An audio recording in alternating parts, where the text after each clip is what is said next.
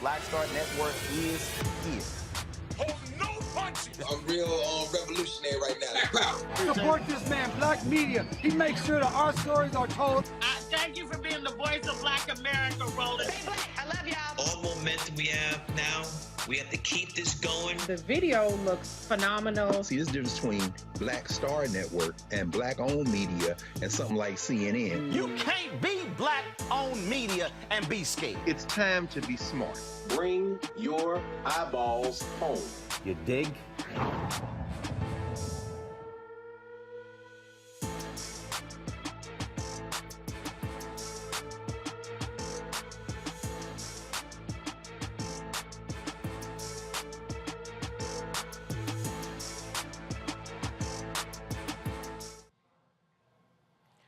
It's Thursday, February 17, 2022. I'm Reese Colbert sitting in for Roland as he's celebrating Liberia's bicentennial.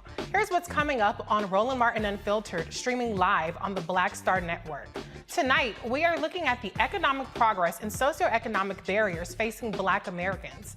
We'll be breaking down the Congressional Black Caucus report showing how Blacks experience far worse economic conditions than white Americans and the population as a whole.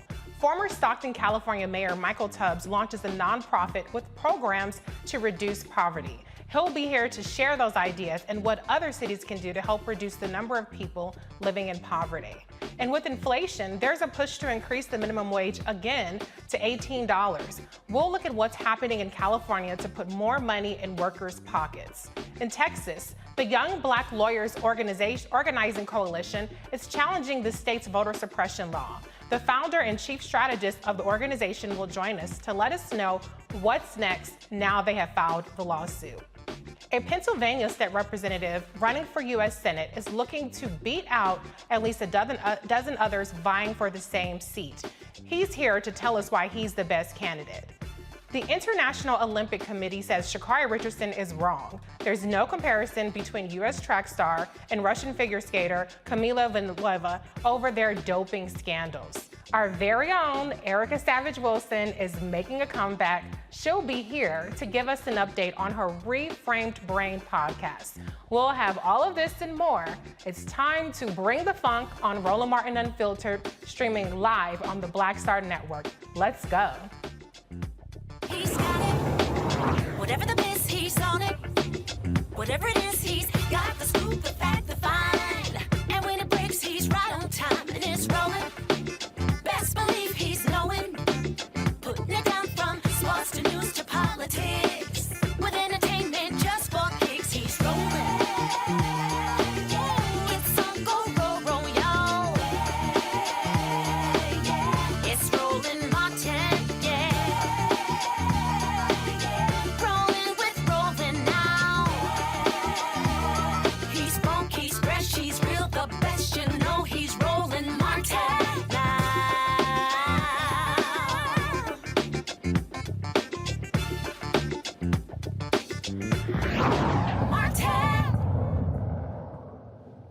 For Black History Month, the Congressional Black Caucus releases a report on economic trends and barriers on Black Americans.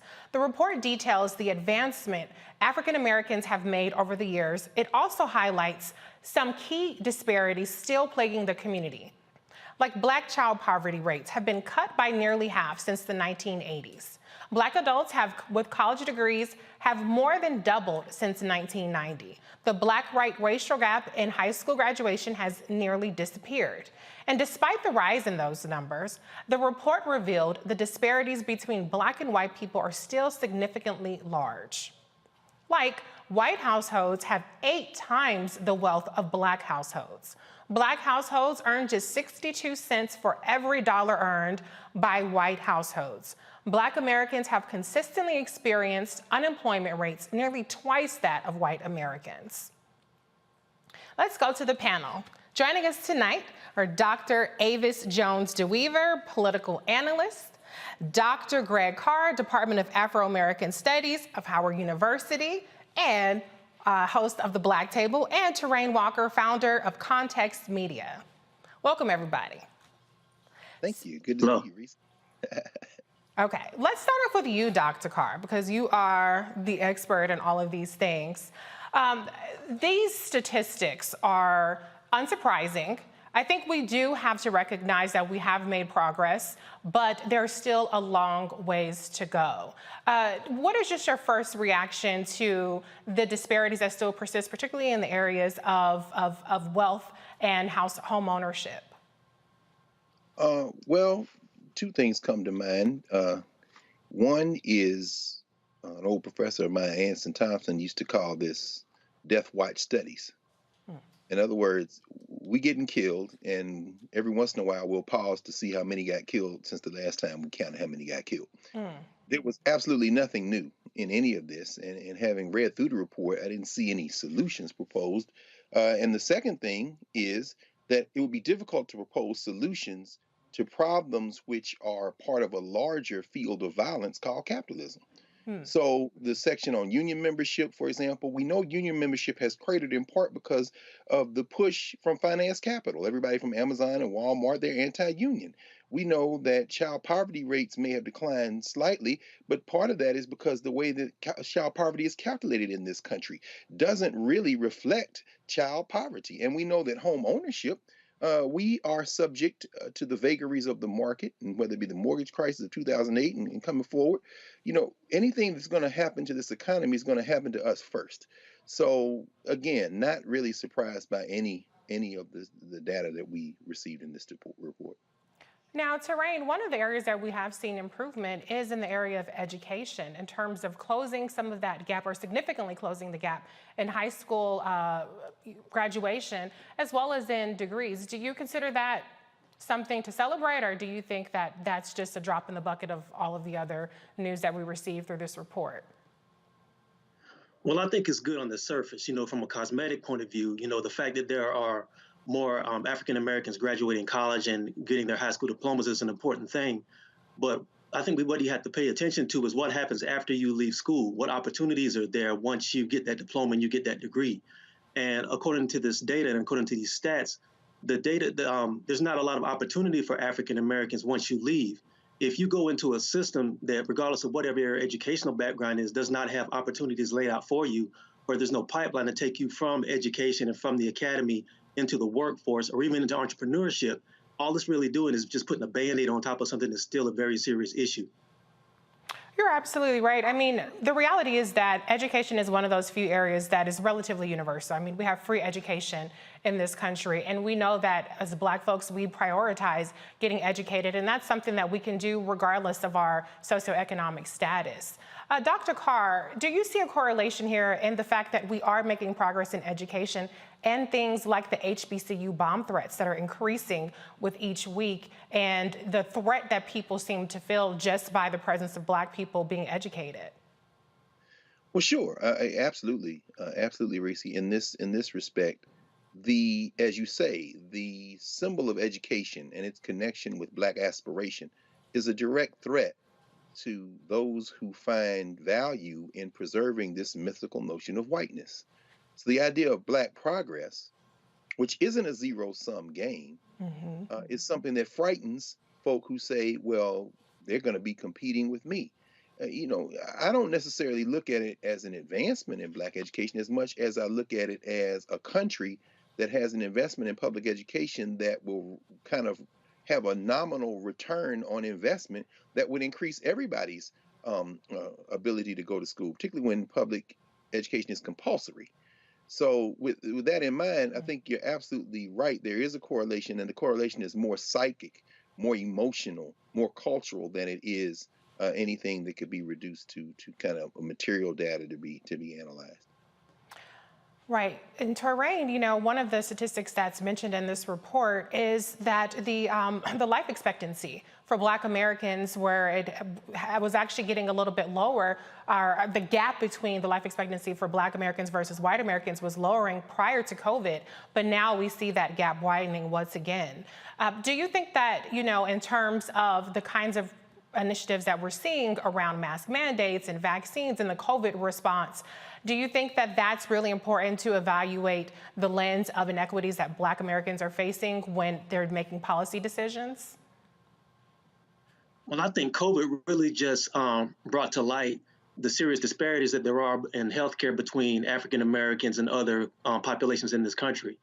Unfortunately, African Americans are at the near bottom of being served by the healthcare industry, and also by going to the doctor and getting regular checkups and that sort of thing. And we can go into the history of why that is, about why so many African Americans have a fear of going into the doctor and getting regular checkups, either financially or because of the history of medical apartheid in this country. So I think what happened with COVID was COVID already put a strain on an already swamped medical system in this country. So Black people, unfortunately, were going to bear the brunt of that when they could barely go in the first place. So I think COVID just really, again, exacerbated that. And unfortunately, until there's some sort of serious outreach or there's some sort of policy put in place to try to elevate the health disparities and the health outcomes of African Americans, this is going to continue, unfortunately. Absolutely. I mean, we have seen some initiatives in terms of like the COVID Racial and Ethnic Disparities Task Force that was formed by the Biden-Harris administration. And there have been some outreach in terms of vaccines. And there's been an increase in people who are insured throughout this pandemic because of the different various relief packages that have passed. But there's still so much more to do. Another area is Black maternal mortality, which is something where Black women are 3 times more likely to die during childbirth than white women are. And even if you look at mortality, Black infant mortality has dismal statistics, and just the mere presence of a Black doctor makes Black infants more likely to survive childbirth. That should not be a thing in this country, and that is irrespective of socioeconomic backgrounds. That's a race issue. Last comment on this, Dr. Carr, is one of the things that we consistently see persist is unemployment. And the unemployment rate for Black folks continues to be double that of white Americans. And one of the things identified in this report is that child care, the cost of that is a barrier to entry for some Black Americans in terms of getting a job or ever entering the workforce. We have seen initiatives from the administration or put forth by the Democrats to lower the cost of child care, but it has stalled in Congress. So how do we make progress without, you know, the federal government in terms of the various branches of government coming forward and doing something about this?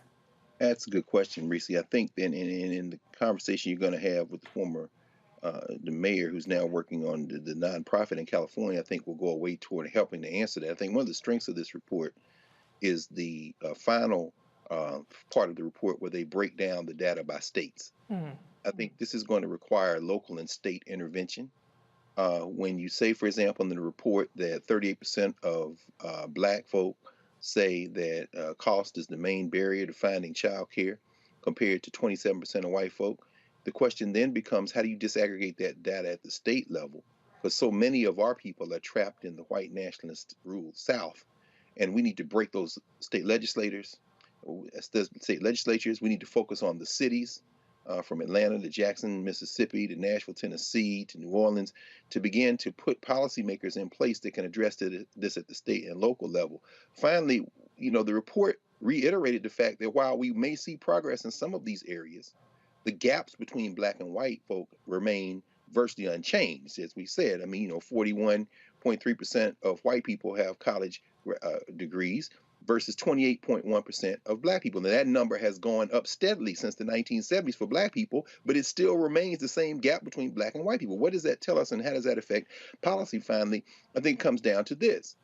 Whiteness is still the barometer by which policy is made, and the federal government's role is to intervene on behalf of those who are disadvantaged. So while we're working at the state and local level, what we need now is federal policymakers who can enhance that state and local efforts and be very surgical about where they can put pressure for the best result. But it's going to have to be state and local, and I think this report does a good job of disaggregating that data so we can at least see what we're dealing with. Yeah, you point out exactly a huge point, which is that the states is really where we can make the most change, because Black people are not universally spread throughout this country. There ain't that many of us in Montana. But when you have elections like what's happening in Georgia and Stacey Abrams, that's going to be a transformative, governorship, as opposed to what we have with Brian Kemp. We're also going to be talking later with State Representative Malcolm Kenyatta in Pennsylvania. That's a key Senate seat that can help make Joe Manchin irrelevant or Kristen Sinema irrelevant if we were to win that seat. But speaking of state action, with that report in mind, a former California mayor is doing what he can to combat poverty with his nonprofit organization, End Poverty in California, or EPIC. His organization focuses on ongoing poverty issues by creating a minimum wealth floor and overhauling the state's social safety nets. Currently, California has one of the highest poverty rates in the country. According to the U.S. Census, 15.4% of California residents lived in poverty from 2018 to 2020.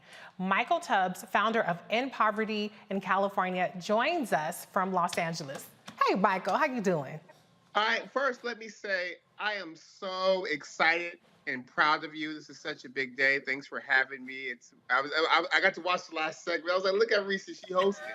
Thanks so much for having me. Thanks. You know, you my boy, you my buddy. So we actually have so much to talk about. We just had this discussion about the CBC report and the not promising statistics that we're seeing. You're actually a person that not only has been on the side of making policy changes and implementing transformative policies as mayor, but now that you are no longer mayor, you are still in the trenches, really moving it forward, not just within California, but nationally, like with your Mayors for a Guaranteed Income. So before we talk about California specifically, tell us a little bit about your Mayors for a Guaranteed Income initiative. Yeah, so in 2017, when I was still mayor of Stockton, we announced that we were going to do a basic income pilot, really rooted in the civil rights tradition, in the National Welfare Organization, a group of Black women who influenced Dr. King and got Dr. King to really adopt basic income as a key way of ending poverty and bring us closer to a racially just society. And we announced this before the presidential campaigns. This is before sort of Andrew Yang and before a lot of other people were talking about guaranteed income. And it's been amazing to see how 5 years later, we now have 63 mayors who are a part of Mayors for Guaranteed Income. We have 23 pilots from cities like Jackson, Mississippi, which was led by a phenomenal Black woman with the organization called Magnolia's Mothers Trust, which is focused on giving basic income dollars to Black mothers and Black mothers on welfare in particular to really combat welfare queen tropes. To St. Paul, Minnesota, to Los Angeles, Long Beach, Compton, to Madison, Wisconsin. Just recently, last week, Louisville, Kentucky is doing a pilot. So it's been interesting to see how the idea went from a crazy one to one that's really in vogue, and one, again, that's really rooted in how do we use this opportunity of COVID-19 to actually deal with long-standing structural issues, but using this crisis as a chance to be bigger and bolder and more imaginative in terms of how our government and our economy can actually work for everyone. Yes, you gave me so much to respond to and so much to chew on, but I have to put you on hold for just a moment because Roland Martin, the man, is joining us live from Liberia. Hey, Roro, how's Liberia treating you? What's going on? Can you hear me? We can hear you. Yeah, things are going great. It has been an unbelievable busy day. We, of course, today had sat down with the Liberian CEO. Yesterday, of course, spent time at Monrovia City Hall. Tomorrow, I'm actually sitting down with Alex Cummings, former top executive at Coca-Cola, who's actually part of the opposition party, who's running for president next year. We've got several tours that are set up for Saturday that we'll be actually live streaming and covering. And then Sunday or early Monday, I'll be sitting down with Liberian President George Weah. So it's been very interesting. You're talking about a country that's just the facts have been just unbelievable. You're talking about a nation of 5 million people, but the problem is here in Monrovia, 1.5 million people live in the city, even though it was only built to accommodate 300,000 people. Then the median age in this country is also unbelievable. The median age is 19.4. Wow. So it's an extremely young country, and as Greg knows all too well, Liberia was the crown jewel of Africa. Became the first republic in 1822, and then the problem is in this country, it was the war in a coup in 1980, and it was in 1989 when the war took place. That lasted 15 years. So all of that progress, roads, bridges, schools, economy, all of that was pretty much destroyed for 15 years. I was just talking to an Alpha brother who goes back and forth between Atlanta, Liberia, and Nigeria. He said the Nigerian war lasted 3 years. This lasted 15 years. So they really are desperate to rebuild the country. It's a country with its budget is only $700 million. I was with the Minister of Information yesterday. He was talking about a roads project that they have there, where he said the roads project alone is $350 million. He said it's half our budget, and so it's a whole lot that they are trying to do to rebuild this country that has an amazing connection. In that it is the only African nation with a direct connection to African Americans. The only one. Some 12,000 African Americans came here in between a 30-year period, and so it really has been. It's really been interesting as we have been traveling around and seeing what could have been. I mean, just imagine.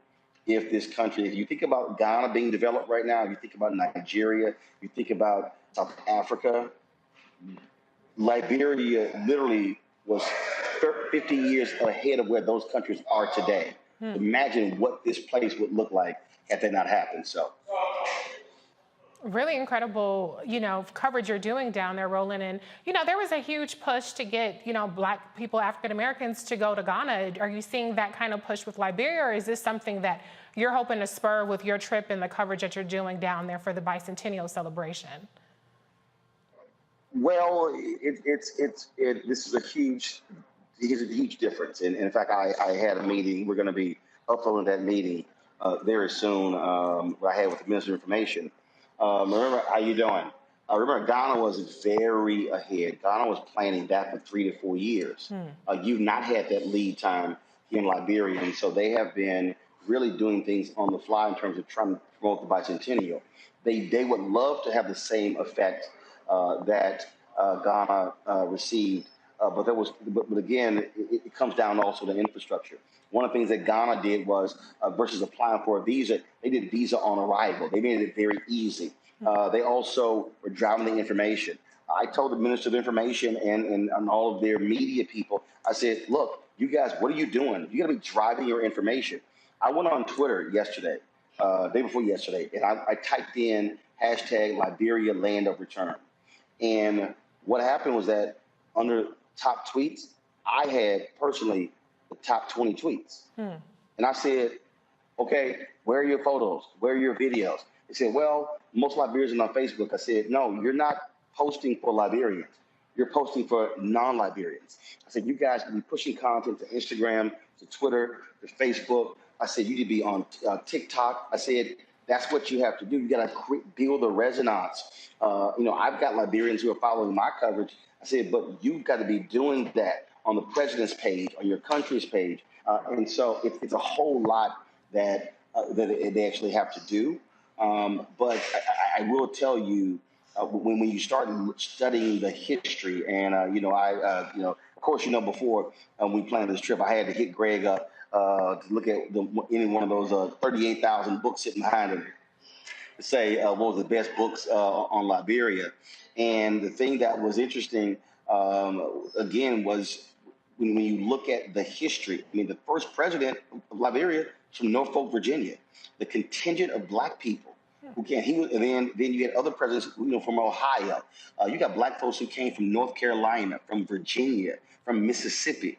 And so what I also told the Liberian government, you should be doing bicentennial events in these American states to show the linkage. The Methodist Church was huge here as well. The first church was the Presbyterian Church. I said, you should be pulling them along and having them be a part of this as well. And yesterday, the deputy ambassador, and we live streamed this, he gave some remarks. They talking about creating essentially like we have the civil rights zones, if you will, the one in Atlanta, the one in Birmingham, these cultural zones. So he talked about the idea of sort of creating something along those lines for Liberia. And unbeknownst to me, they actually asked me to come up and speak. It wasn't planned. And I walked up there and I said, look, I appreciate the ideas of the deputy ambassador. I said, but I'm here for the money.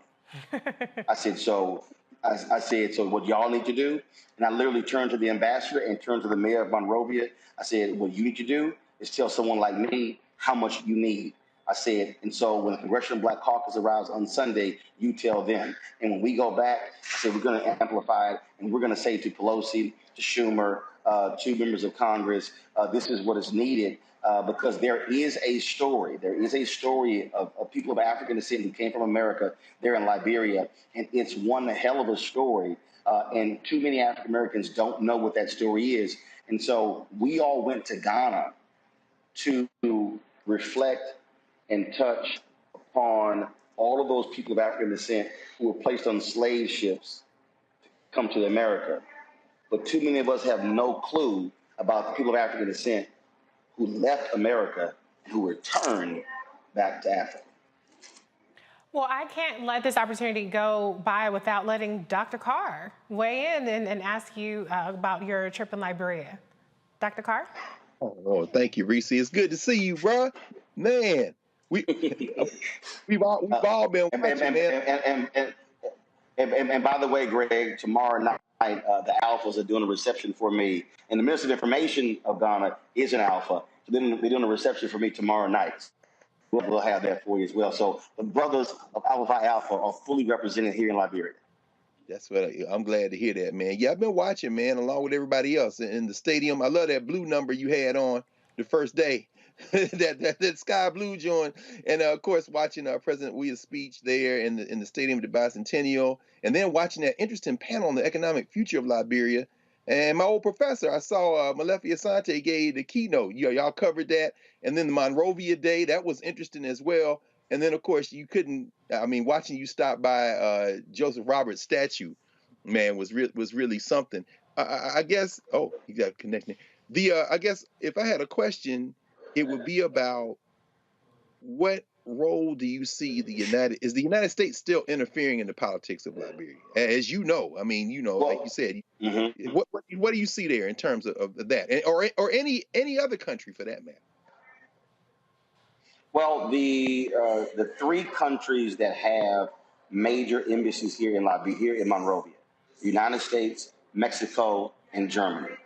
That was quite interesting.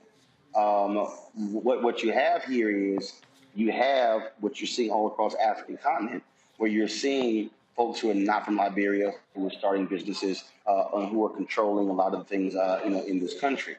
I had a great conversation today with Rima Fawaz, who is a CEO who owns multiple businesses. She talked about the need for skilled labor, for training. So I really think there are opportunities for African Americans here, but what we have to understand is you're also dealing with, again, really poor infrastructure in terms of your roads. Only 20% of the country has electricity.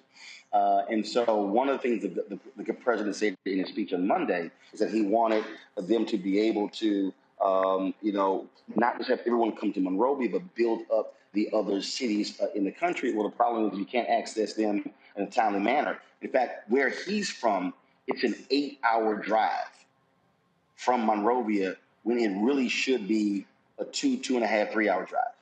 So, and so you know how it goes when you talk about investment, you talk about putting money into a country.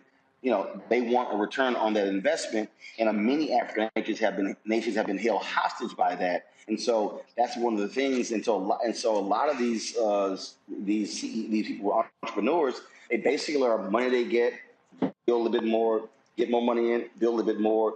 So there's no investment from the government. So really, it's from them as individuals. So you have these forces. Last point I'll make is this here: Firestone. Okay, Firestone gets most of its rubber from Liberia. Firestone has never built a manufacturing plant here.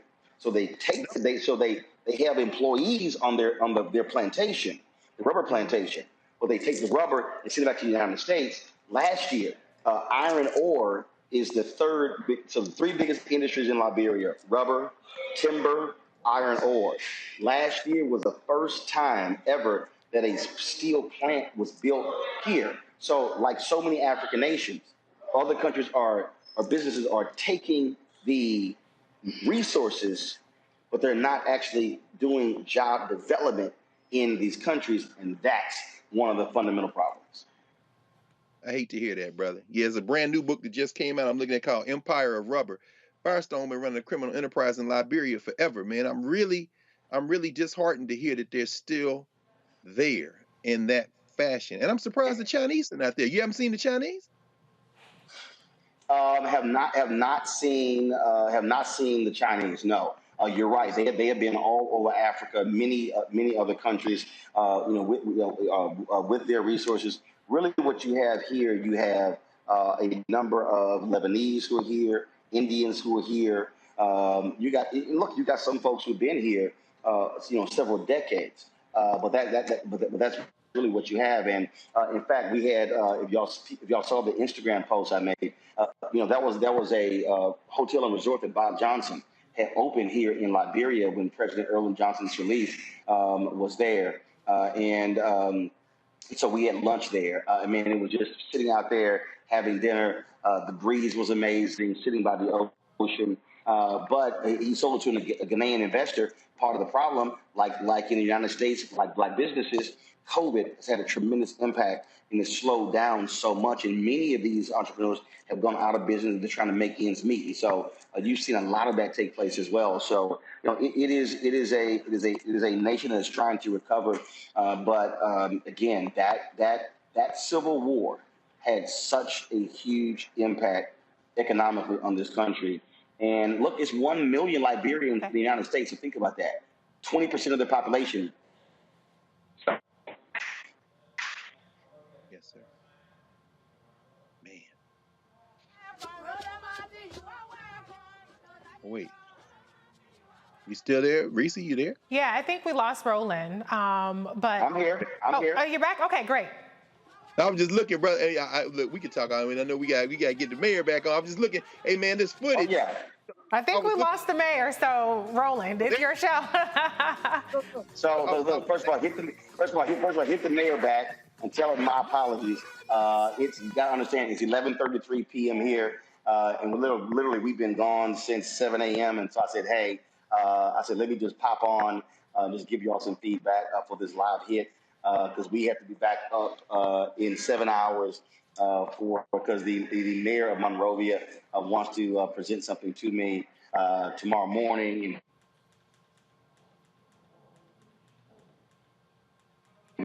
Essentially, chief of staff of the president of the country to discuss my interview. So it's a whole lot going on. I've been on Liberian television and radio, and so it's been a whirlwind. But again, it's been really great.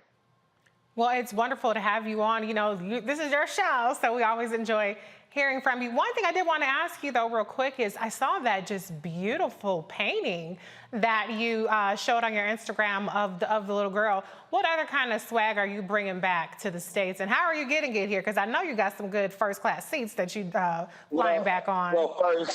Well, again, if you look, I went to Ghana twice before, so I brought an empty duffel bag, this huge duffel bag that I got from the OJ's golf tournament. And so if I want to buy some fabric or some things along those lines, and luckily with the art pieces, they're canvas, and so I can just remove them from the placards and just slide them right into the bag. So it's, totally got some eye on stuff. There's amazing carvings and things along those lines. And so, we'll have time to do some of that shopping. But yeah, there were art pieces that were all over City Hall yesterday, and I saw that one, and I said, "Yo, I gotta get that one." It really stood out. So my wife liked that one as well. So she's like, "Yeah, get that one." So it was pretty cool checking that out. And I think I still go back to this for many of us, and that is it is important for us as African Americans to not be so locked into our mindset of just what's happening in the United States, what's happening with our people globally. Because you guys did the story the other day, and when you look at the Black immigrant population is growing 3 times faster than African Americans in the United States.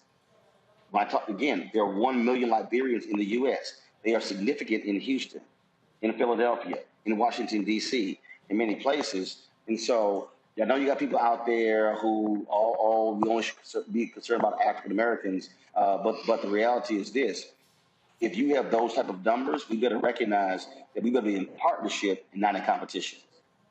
Right, Roland, and we've been discussing how we're not really moving the needle that much economically in this country with the statistics that we're seeing around the wealth gap and home ownership. And, you talked about it when you've done your programming on Ghana, that one of the real opportunities for economic investment is actually back in the motherland. So, hopefully people watching your coverage will see more ways that they can get involved and perhaps, harness some opportunities in Liberia. Anything else you want to share with us, Roland, before we go to a break? We got more stuff. That's something we'll be bringing back. We'll be live tomorrow, live Saturday, and again, I think right now the interview with the president is scheduled for Monday. I think we're leaving on Monday. So we're trying to figure out, because our initial flight got bumped. So we're trying to work through that. But we look really forward to bringing that conversation as well. And let me say this, and I really want our fan base to understand this. CNN is not here. MSNBC is not here. Fox News, ABC, NBC, CBS, all Washington Post, New York Times, and these people here. Okay, we run through some French reporters who are here. So I want our people to understand this network is called Black Star Network. It's named after the cruise ship of Marcus Garvey. Why did Marcus Garvey want that cruise ship? To connect African Americans with the African diaspora. That's also what we're able to do with the network. So the coverage that we're providing, we're talking to Liberian Americans. We're sharing this story. And so when we talk about support what we're building, we literally are building what our ancestors wanted us to build. And so you got haters out there who do what they do. And so when we ask for folks' support, understand this is why we are doing it. This is what we're trying to accomplish. And I've got people who come to me, okay, hey man, when you come to Senegal, when you come to Nigeria, when you come into South Africa, we have to be completely in control of telling our own story. And so I appreciate it from our fan base when you guys are able to support us. And so y'all know what I do. Cash App, go ahead and pull it up. $RM Unfiltered. Of course, PayPal is R Martin Unfiltered. Venmo is RM Unfiltered. Zelle is Roland at RolandSMartin.com. And if you, okay, the P.O. Box, okay, I can't remember off the top of my head. It's new. Right there, P.O. Box 57196, Washington, D.C. 20037. My screen is blocking it. I think it's 37. Trust me, when you are able to contribute, you are making trips like this possible for us to tell the story that mainstream media, and let me also be clear, no other American Black-owned media is here either. So, Racy, keep holding it down. Great, thanks a lot. Tell the mayor my apologies, but we're going to put him back on the show, put him back on and give him his time back. All right. Thanks, Roland. And like you guys heard it, you can only get these stories here on Roland Martin Unfiltered on the Black Star Network. We'll be right back.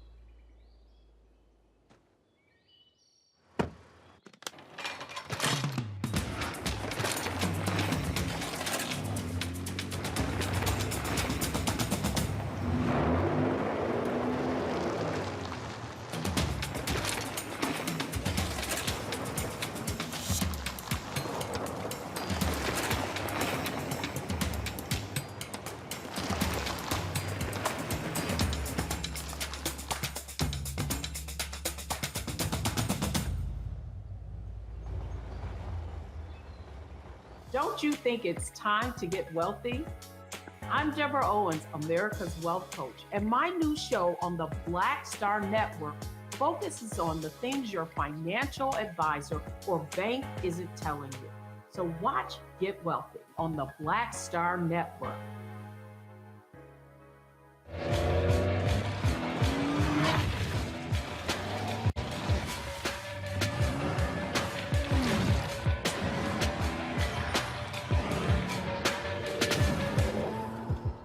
Pull up a chair, take your seat.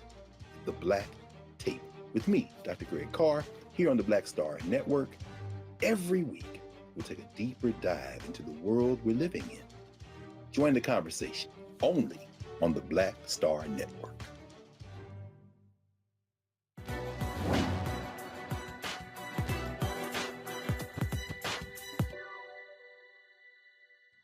When I look at the future, it's so bright, it burns my eyes. Oprah Winfrey.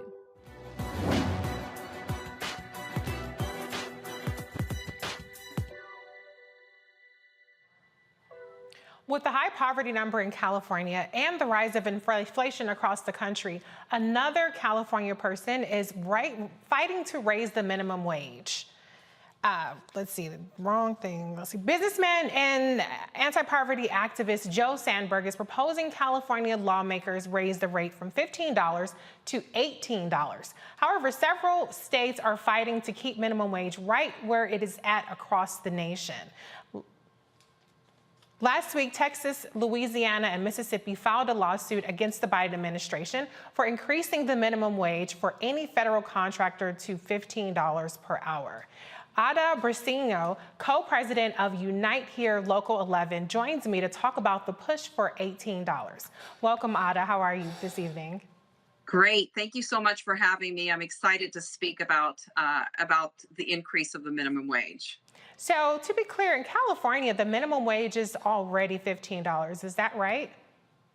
That's right. As of January 1st of 2022, is $15 an hour. Okay, so talk to us a little bit more about the push for $18 and what has been the reaction so far from the business community and the local community with this proposal. Well, look, I've got to say that there is an increase that we are looking for of $1 per hour. So effective January 1st of 2023, increased by an hour to $16. And then in the next of the 2 years, to $18 an hour in 2025. So look, I'm really focused on what it does to the working families, to workers across the state in California. So I represent hotel workers for Local 11, the Hotel Workers Union. We represent cooks and dishwashers, and specifically for the industry, for the hospitality industry, raising the minimum wage is critical to making sure that people get back to work and to save the industry. So there is no larger group that will be benefited from this, but the folks who are underrepresented. So it will help women, underrepresented groups who usually are the backbone of the hospitality industry. And Unite Here Local 11 has been committed to raising the minimum wage for some time. And this measure, we are pushing to get signatures as we speak.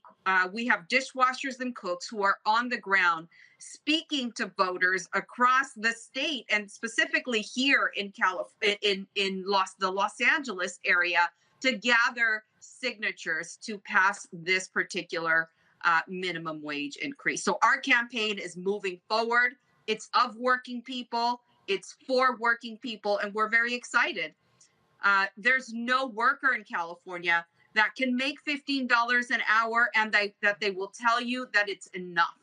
One job should be enough to put a roof over your head and pay your bills for your family. But unfortunately, as you noted a little bit ago, with a rising cost of living, everyday Californians are finding it very difficult to make ends meet, and having one job no longer works for them.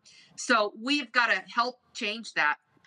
And we know that when these corporations and billionaires have seen their wealth and profits really skyrocket in the middle of a deadly pandemic, and that it's essential for us to increase the wage so we can keep our economy running.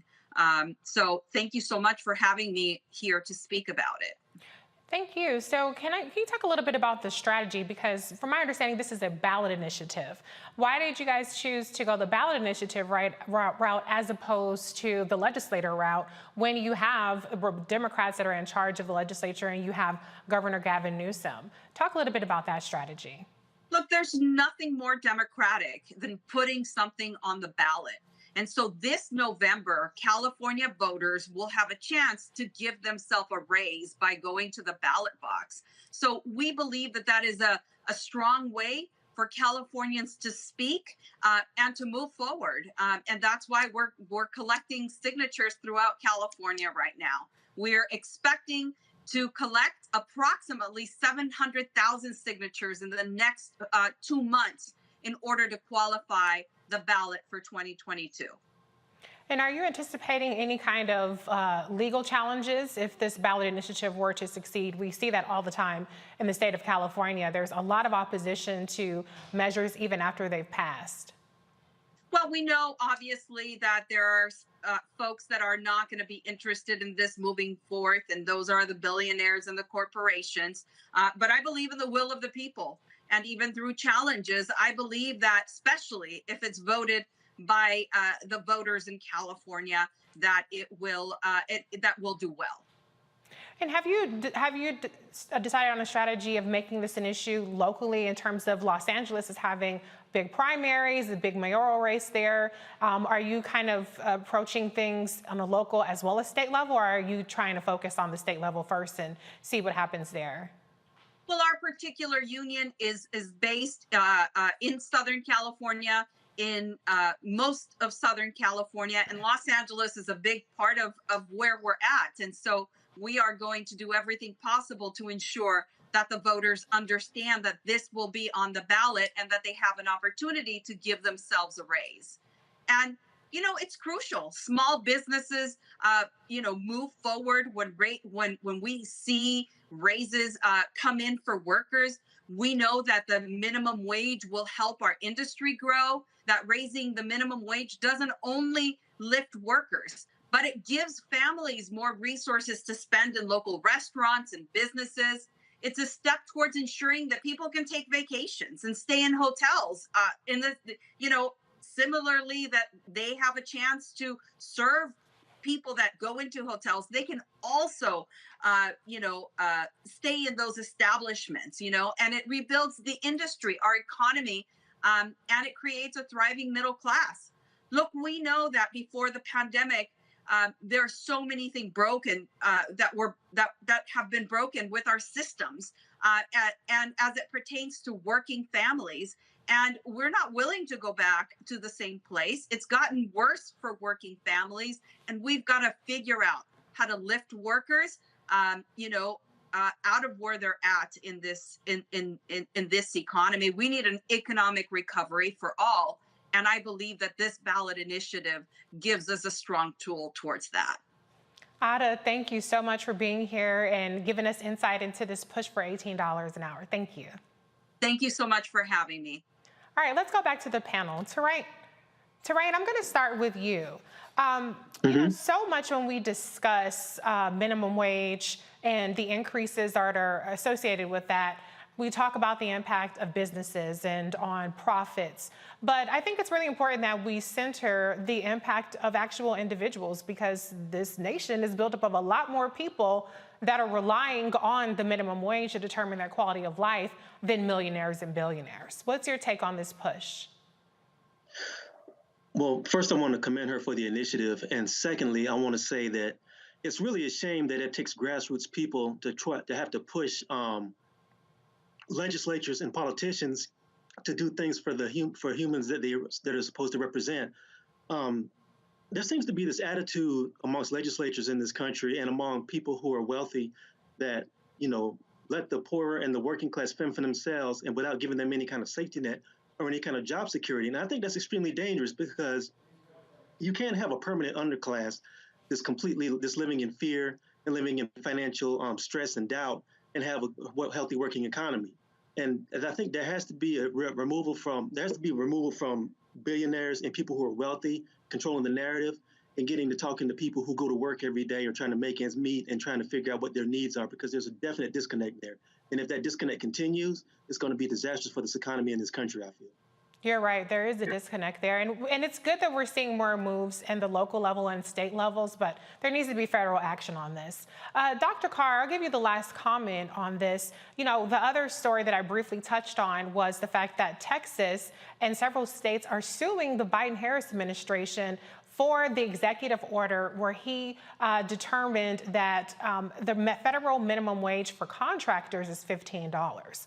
And they're saying that that's going to hurt their ability to compete. Now, we know I've worked in federal contracting, and I know that they got plenty of money in those contracts. They are not starving for wages. They're not laying people off because of minimum wages. And so what is your take on basically the Republicans basically saying very clearly that the minimum wage is the way that they're going to continue to be competitive, even if that's at the expense of the people that are working, making $7.25 an hour?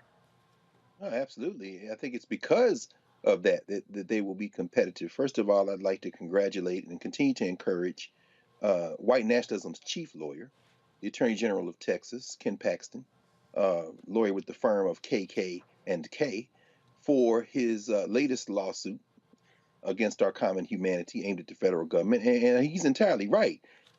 People are leaving California, coming to Texas, companies that is, because they can engage in the type of hyper-capitalist exploitation of workers that Texas has made possible. That's another reason why they want to suppress the vote in Texas. Another reason I think, as you were talking to Ada, it makes sense to go for a referendum. It might even insulate them a little bit better against lawsuits. And so you rather than go through the legislature. But anyway, I started to say this. The disconnect we have is that we are inching closer to a showdown with capitalism. You see, the wealth inequality in California has grown even during the pandemic. And so it's not that people can't afford it, it's that there is no such thing as too much. So the hyper profiteering is why the Klan adjacent Paxton is suing again and joined by Mississippi and Louisiana.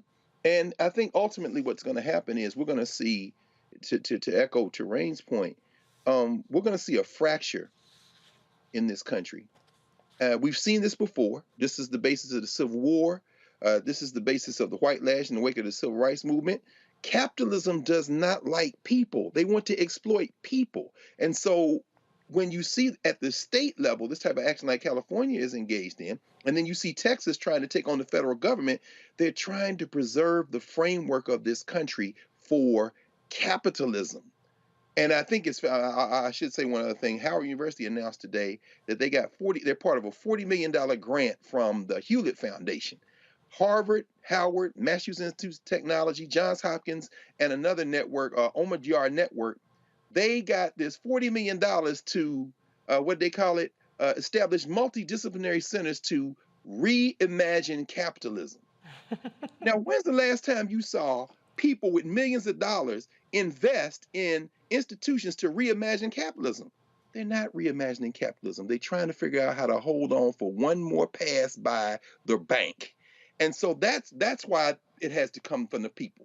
Because if you leave it up to the capitalists, they just keep renting politicians and at this point, policymakers at universities to stay in power. Interesting. I'm sure when you heard reimagine capitalism, Dr. Carter, you were not feeling that at all. For real? Really? Okay, that's very nice. Let's see, can we reimagine it? Right. Well, listen, we still have a lot more to come. This is Roland Martin Unfiltered on the Black Star Network. We'll be right back.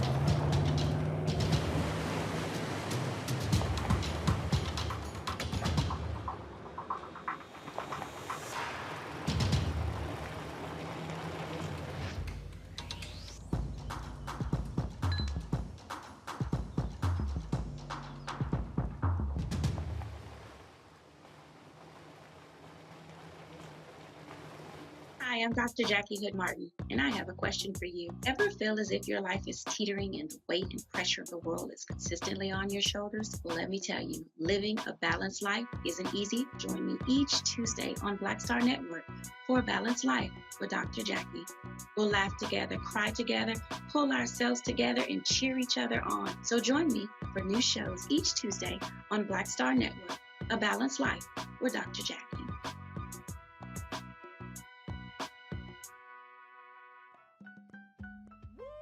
We're all impacted by the culture, whether we know it or not. From politics to music and entertainment, it's a huge part of our lives, and we're going to talk about it every day right here on The Culture with me, Faraji Muhammad, only on the Black Star Network.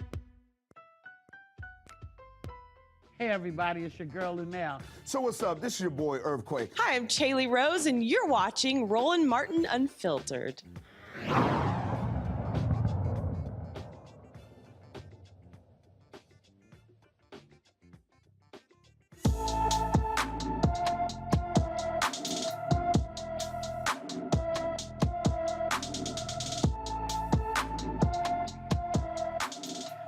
28-year-old Lori Page was reported missing on January 23, 2022. Because Lori suffered a brain aneurysm, rendering her mentally unstable, the Baltimore Police Department considers her a missing vulnerable adult. Lori is 5 feet 5 inches tall, weighs 100 pounds, with black hair and brown eyes. Anyone who has seen her or knows her whereabouts should call the Baltimore Police Department at 410-396-2477. Pennsylvania Senator Pat Toomey shocked the GOP with his retirement plans, leaving his seat open to the possibly changing the tide of the U.S. Senate. Over a dozen people have thrown their name in the Senate race. One of them is State Representative Malcolm Kenyatta, the youngest elected state representative in Pennsylvania and the first openly LGBTQ person of color elected to the Pennsylvania General Assembly in the state's history. Here's his announcement that he's running to become the next senator of Pennsylvania. Government hasn't worked for working families like mine. I know what it's like to see an eviction notice, to work a minimum wage job. My first one was at the age of 12, working to support my family. My dad was a social worker.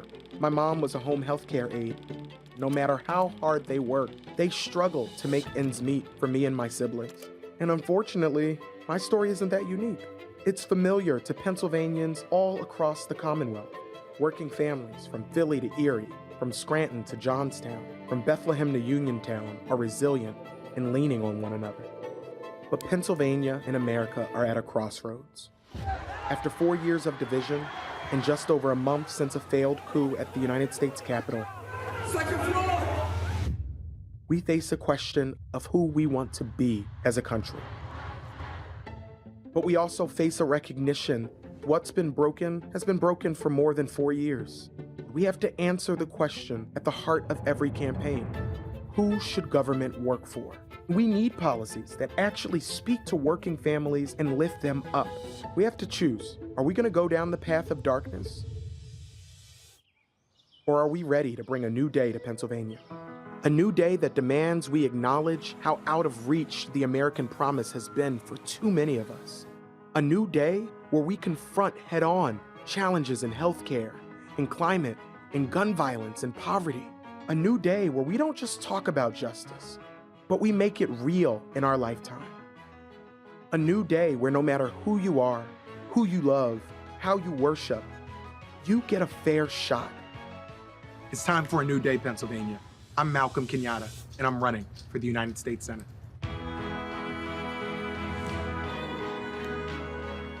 Malcolm Kenyatta joins me now. Hey, Malcolm. First, let me start by saying congratulations, newlywed. How are you? Thank you so much. And I know I'll get in trouble if I don't say hello from Dr. Matt. And we just want to say congratulations to you.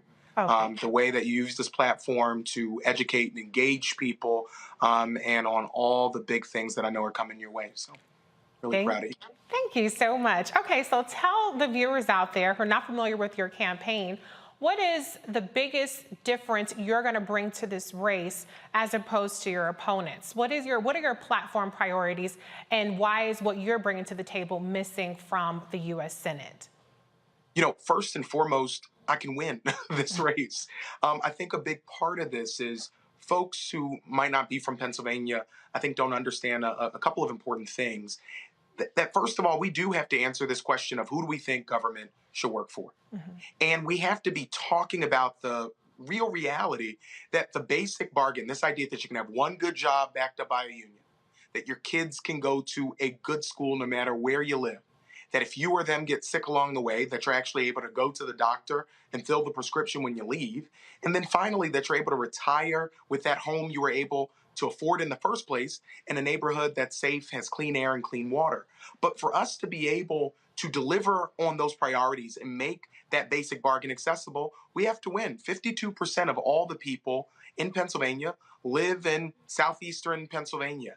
And so we need somebody who can go to every single county and speak with a level of urgency and authenticity about what is at stake, about how Democrats can continue to push the Biden-Harris agenda through a Senate that has blocked progress on so many of the things that I know the president and vice president want to accomplish, and can put together the coalition that flipped the Pennsylvania for Democrats in 2020. I know a lot about what it took to put that coalition together. Our campaign is re-putting that together, reforming it, and now we're ready to go to Washington and deliver on all the things that I just talked about.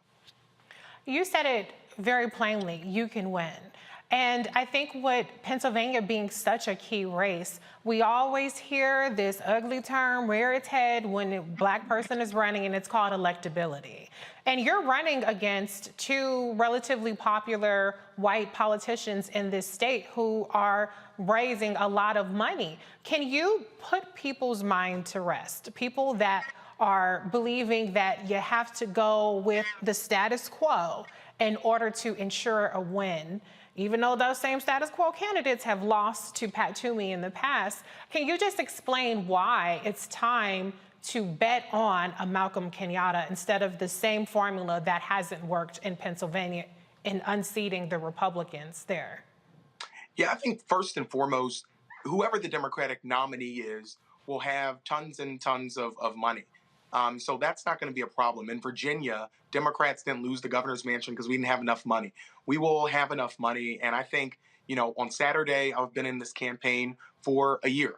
And so I think the questions of viability, electability are frankly moot. I'm in this race. We're running every single day. We're putting endorsements on the board every single day. And we've built the type of coalition that it's going to take to win in Pennsylvania, a coalition that includes first and foremost, the type of regional diversity that you need, the type of generational diversity, and frankly, an ideological diversity. We have a big tent party, and we have to be able to bring it together. That was one of the reasons I supported the president so early, because I felt like he had the ability to bring our party together and then bring in those disaffected voters. When people talk about who can win in this race, the first question is, who can win in southeastern Pennsylvania? Mm-hmm. My opponents have no track record of winning in southeastern Pennsylvania. Turns out I do. My district is diverse. Economically, it's diverse racially. And I think that there is a reason that the president trusted me to be a voice and face of his campaign, not just in Black communities, but he was asking me to go to rural Iowa, South Carolina, New Hampshire, all across. I want to also point out that I was the most requested surrogate for folks who were running for re-election in tough districts in 2020. Red districts, blue districts, purple districts. And so I have a real experience in going around talking about how we build back better, talking about how we restore that basic bargain, and talking about the things that people want to see us accomplish, like extending the child tax credit, which we know is putting money into people's pockets, dealing with some of the hard costs that are making things more expensive for families, like childcare. You are a mama, and you know how expensive childcare is. And we have to do things like universal pre-K, build on so much of the economic progress that we've seen. And I think if we don't have a nominee who was able to bring out Black voters, able to bring out young voters, get low propensity suburban voters to come out, then we won't win. And I think I'm best positioned to do that. I believe in you, absolutely. Normally we would go to the panel, but we're running a little bit behind. But I do want to squeeze in one more question for you, Malcolm. And I think we have to move beyond just, people tend to enjoy the folks that have the nice rhetoric and things like that. But you're an actual state elected official, and you've sponsored over 200 pieces of legislation. So just give the viewers a sense of what have been the accomplishments you've actually have, your receipts in the state General Assembly that you think demonstrate why you're the right person for the Senate race. First and foremost, you had other folks in this race who were on TV talking about Republicans trying to overturn the election. I was actually in the room making sure that they didn't. I am the Democratic chair of our subcommittee on campaign finance and elections, and I was in the room and helped to lead the effort to upend what the Republicans called their election integrity committee, where they wanted to actually investigate the 2020 election in real time and throw out ballots and all of that nonsense. And so we got that done. And you know what? That ended up being pretty important to making sure the people who actually won Pennsylvania, President Biden, Vice President Harris, that those votes were actually counted and that we respected the will of the people. I worked on things from criminal justice reform, cyber security, and also on a big issue that's been incredibly important to me, mental health care. Folks should, there's really tragic statistics out here showing that rates of suicide have increased the most among Black men. The toughest day I've had as a legislator is getting a call from Linda, who is now passed, letting me know that her 11-year-old grandson had died by suicide. His name was Little Phil. And we got some folks who had been supportive of me over the years to pay for that funeral and to deal with all the different needs that the family had at that moment. But one of the things I promised them is that we would never forget Little Phil. I introduced Phillips Law with a Republican to reimagine the way that we provide mental health care in our schools for our kids, to have an actual ratio of how many mental health professionals per students. I talked to President Biden, then Vice President Biden, about this, and he actually added it to the Biden-Harris agenda. You go on the website, you'll see it there, that those are one of the things that he wants to get done. And so there's a lot that we need to do in Washington to help move forward this agenda. But I will tell you this, when I get to stand behind the president with Little Phil's family and say, we got this done, that will be the most important thing that I do, frankly, as a U.S. Senator. Wow, our hearts go out to Phil's family, and thank you for really taking up that mantle, because we are seeing an alarming increase in suicide, and mental health is something that many people are struggling with. We're actually going to have on a guest later to talk about that.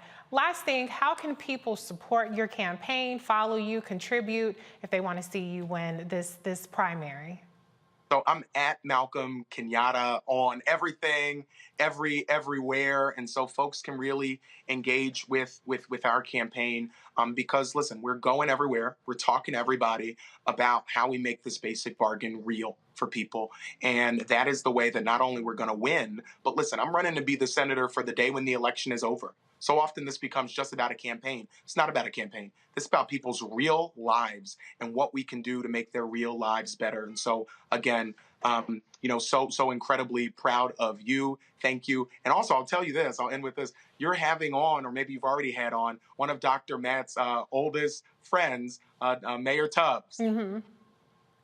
Oh yeah, I love Mayor. We lost him for a second, but having both of you on this show, that's the dynamite lineup as far as I'm concerned. So thank you so much, Malcolm, for joining us, and good luck to you on your campaign.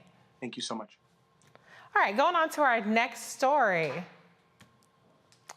In Florida, a Florida state senator plans to get 40,000 Black and Latino voters registered to vote by mail ahead of the 2022 midterm elections. Chevron Jones' Operation Blackout is an effort to combat the state's restrictive voting laws, limiting voting by mail and disproportionately affecting voters of color. Jones believes this project will encourage more Black people to vote, since they will not have to wait in lines at the polls. In Texas, Texas has similar voting restrictions, and the Young Black Lawyers Organizing Coalition is filing a federal lawsuit against the voter suppression laws. Abdul Dosumo, founder and chief strategist of the Young Black Lawyers Organizing Coalition, joins us now to tell us more. Hi, Abdul. Welcome to the show. Thank you so much for having me. Thank you. And so Texas right now, I'm seeing alarming reports, specifically in Democratic strongholds, of 35% of the mail-in, I'm not sure if it's the applications or the ballots themselves, are being rejected. So the work that you're doing in Texas with your lawsuit is really critical in trying to undo the tide of these really restrictive voting laws. Talk a little bit about your lawsuit and how if that relates to the rejections that we're seeing with absentee ballots, or is there something else that this is related to? Absolutely. Well, first of all, to your listeners who don't know us, we're the Young Black Lawyers Organizing Coalition. We are a network of young Black lawyers and law students who are mobilizing to provide community-centered voter education and empowerment to Black voters across the country, including in Texas. And just to be clear, we have filed an amicus brief, which is not the same thing as a lawsuit. It's a friend of the court brief that essentially brings in new information that the court should be considering in their evaluation of a case from interested parties. And the argument that we're making to the court is that you know that this bill is horrific for Black voters, but what you may not know is that it's also horrific for Black civic organizations that are working to protect and empower Black voters. So this bill is bad on a number of bases, including that it introduces a number of criminal penalties for constitutionally protected civic engagement by organizations like Black churches, Black fraternities and sororities, Black civil rights organizations like ours that are active in helping to protect and empower Black voters. And so the point that we're making to the court is that this bill is harmful in a number of ways, including the impact that it has on Black civic organizations that are working exactly on the issues that you've laid out with respect to vote by mail, with respect to making sure that voters are empowered and informed about their rights. You bring up a really excellent point, because so many times when people think about voter suppression, they just think, oh, it's harder for them to register to vote. But the criminalizing support from organizations is just an abomination. It's unconscionable. I'm going to bring in the panel a little bit earlier than normal on this one, since they've been on standby. So, Terrain, I'll give you the first question for Mr. Abdul. Hello, Mr. Abdul. My question is, do you think that what you're seeing in Texas is sort of like a rehashing of what happened right after Reconstruction, when there was like an active, mission for white supremacists to start rolling back Black voter rights and Black legislation at that time? It's exactly what we saw right after Reconstruction. We actually do voter education work in partnership with community-based organizations, so Black churches, Black community groups, and we actually walk the participants through the history of voter suppression in the state of Texas.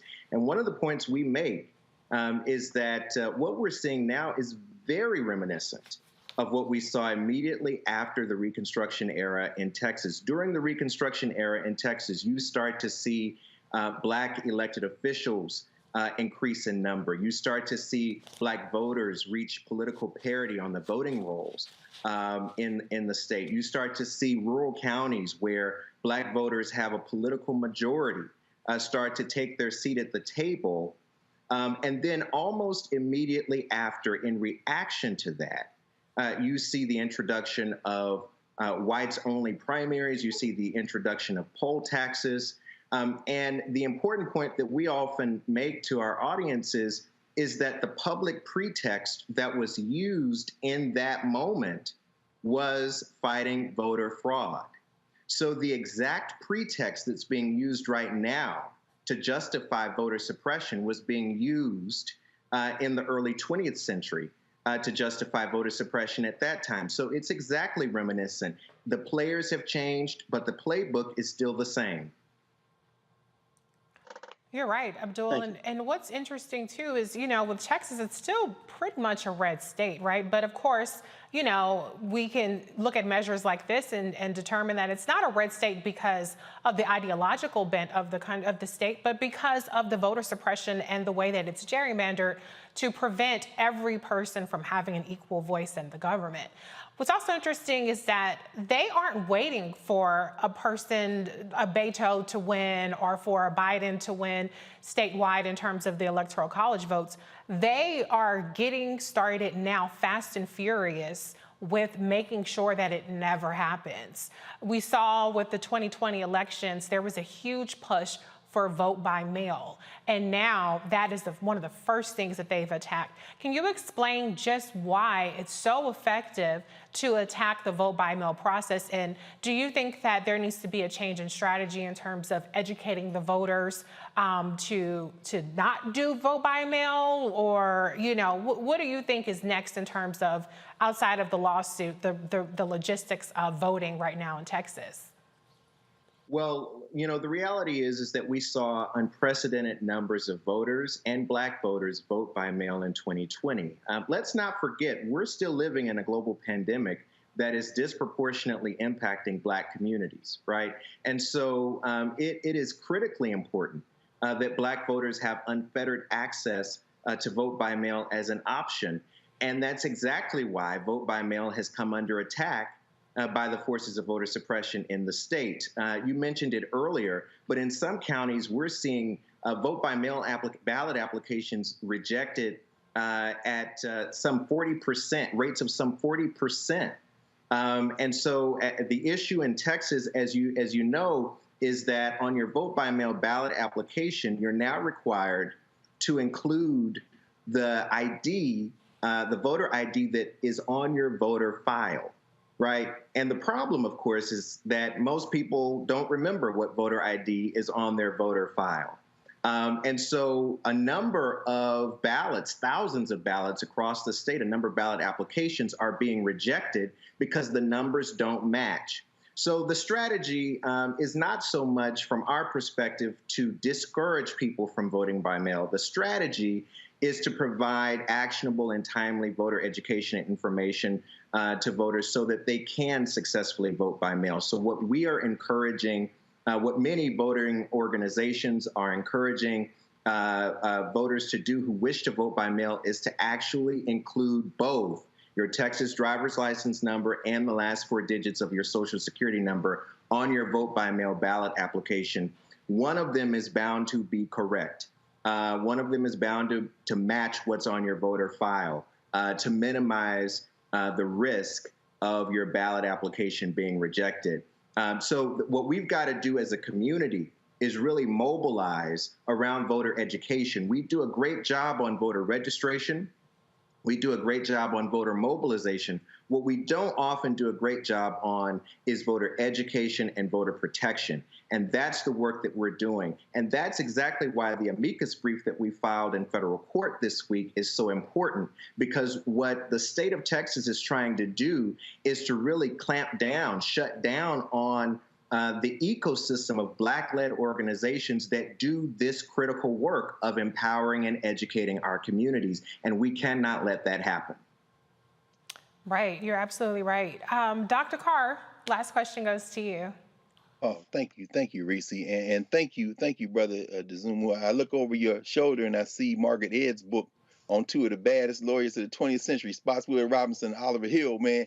And I tell my students all the time, it's a time for heroes. So my hat is off to you, man, and your comrades, because in terms of intellectual warfare, this is when heroes are made. So I think about Spotswood Robinson and them, and I say, this generation here, y'all lining up for that. Man, there are so many questions I would love to ask you, but I'm gonna keep it brief. I read y'all's amicus brief and then the Brennan Center's complaint. When you say that this statute can't survive strict scrutiny on First Amendment grounds and 14th Amendment grounds, my question is, do you think that might be the strongest part of the case? Because it seems like they're going to tear their little Constitution up. Either these amendments mean something or they don't. And then the second question really is about the 15th Amendment. I'm thinking about Gamillion versus Lightfoot, and years ago.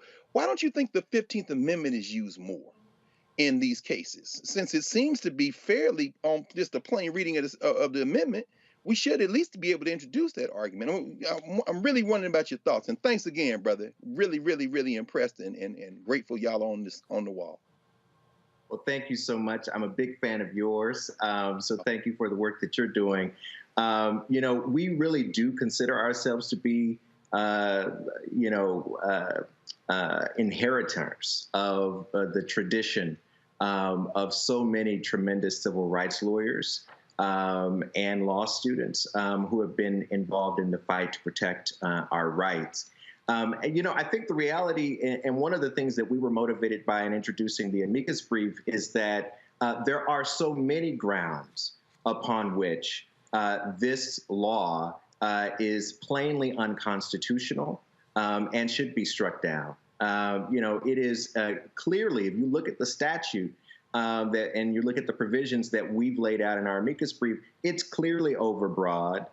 You've got clearly murky language. There are no limiting principles around the prohibitions on speech in this bill.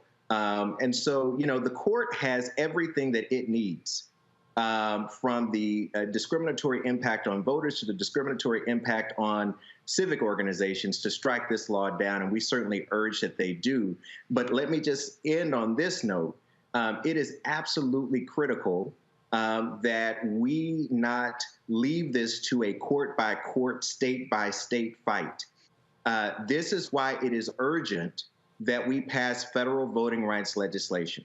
It's critical that we pass the Freedom to Vote Act and the John Lewis Voting Rights Act, right? Because so long as we are leaving this to the courts, which in many ways we have lost over the last decades, we're going to be fighting this in a piecemeal way. We need a comprehensive federal commitment to protecting our voting rights.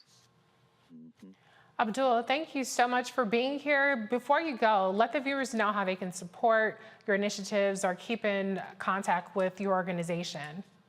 Absolutely. Anyone who wants to support our work, any law students or young lawyers who want to join us, can go to our website at yblock.org,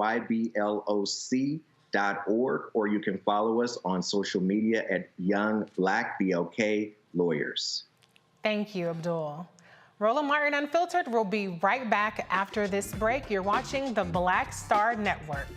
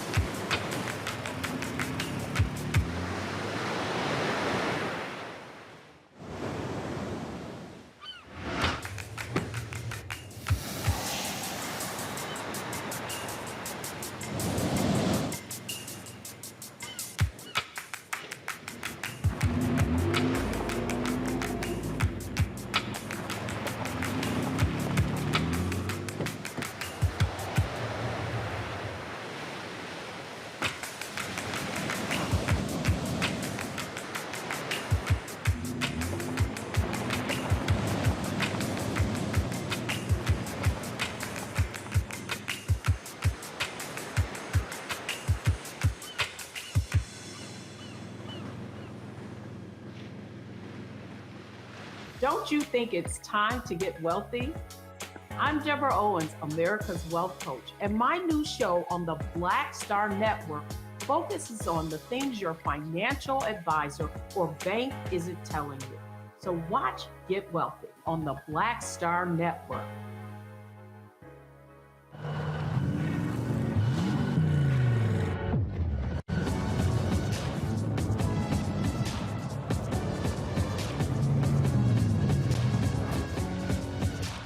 Pull up a chair, take your seat. The Black Tape with me, Dr. Greg Carr, here on the Black Star Network. Every week, we'll take a deeper dive into the world we're living in. Join the conversation only on the Black Star Network.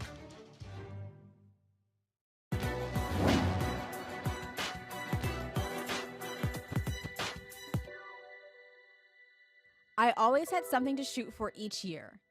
To jump 1 inch further. Olympic champion, Jackie Joyner-Kersee.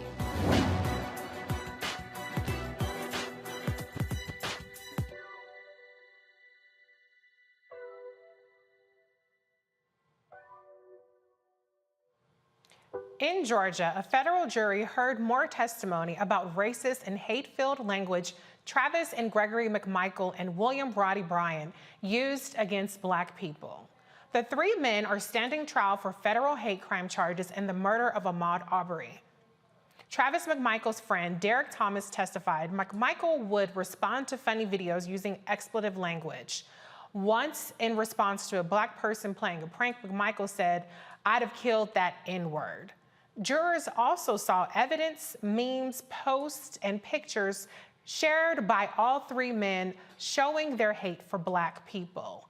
The cop who regularly patrolled the Satilla Shores neighborhood also testified there was no evidence of Arbery stealing or breaking anything in the home he was seen wandering around in. Hundreds gathered in Minneapolis for the funeral service for Amir Locke, the 22-year-old Black man who was killed by Minneapolis police serving a no-knock search warrant. During the service, Amir's family members spoke to the legacy of the late Locke and sent a clear message to police officers across the nation: we need change. The service took place at Shiloh Temple International Ministries, where Daunte Wright's funeral took place. A D.C. police officer is on administrative leave due to a pending investigation surrounding the officer's alleged involvement with the right-wing group named the Proud Boys. According to the Washington Post, the investigation centers on communications between Lieutenant Shane Lamont, a 22-year veteran of the department, and Enrique Tarrio, a leader of the Proud Boys. D.C. Police Chief Robert Conti said it was his decision to take the officer off the streets. The investigation. Upon my review of those concerns, I have decided to place one of our members in an administrative leave status. That member is currently in that status as of yesterday. And part of the reason why we have placed a member in that status is, again, based upon my review of what we know so far. From day one, I have been committed to transparency and accountability, not just for members of the Metropolitan Police Department, but anywhere, any space in the Metropolitan Police Department, and any space in community where there are things that are happening that should not happen. In this particular space, where we talk about transparency and accountability, we want to make sure that our members, the members of the Metropolitan Police Department, have the utmost trust and respect of the communities that we serve. And again, based upon my review of the concerns that have been raised, it was my call to put this member in this current status. Again, I'm very limited in terms of what I can say. I will tell you that it is an ongoing investigation, and we will continue to work through this investigation to see ultimately. The investigation is still pending. The International Olympic Committee dismisses comparisons between U.S. track star Sha'Carri Richardson and Russian figure skater Kamila Valieva over their doping scandals. IOC spokesperson Mark Adams says people shouldn't rush to judgment with the decision made by the committee. We have an absolute duty to follow the letter of the law. Due process is very, very important. We all talk about due process when it's someone else. When it occurs to us, it's very, very important. So think of the personal issue of the person involved. We all need to follow the due process. This person has not even had their B sample opened. The case is not even finished yet. So to make all these grand statements is, I think, a little bit premature. In terms of Ms. Richardson's case, I mean, she tested positive on the 19th of June, quite a way ahead of the Games. The results came in early order for USADA to deal with the case on time before the Games. Ms. Richardson accepted a 1-month period of ineligibility, which began on June the 28th. So I would suggest that there isn't a great deal of similarity between. Richardson called out the IOC after allowing Valieva to participate in the Games despite failing a drug test. Okay, I'm going to bring in the panel here. There's a lot to chew on what I just said, but let's start with Sha'Carri Richardson. Terrain, I know what they just said about there's no comparison, but come on, we already know what the real deal is. What's your take on the IOC spokesperson trying to say that there isn't a double standard here? Well, first of all, I want to say it's definitely a double standard, but I want to take it out so much. I want to remove it from race so much because even though race is a factor, there's this mythology around the Olympic Games that the Olympic Games are about egalitarianism and universal brotherhood.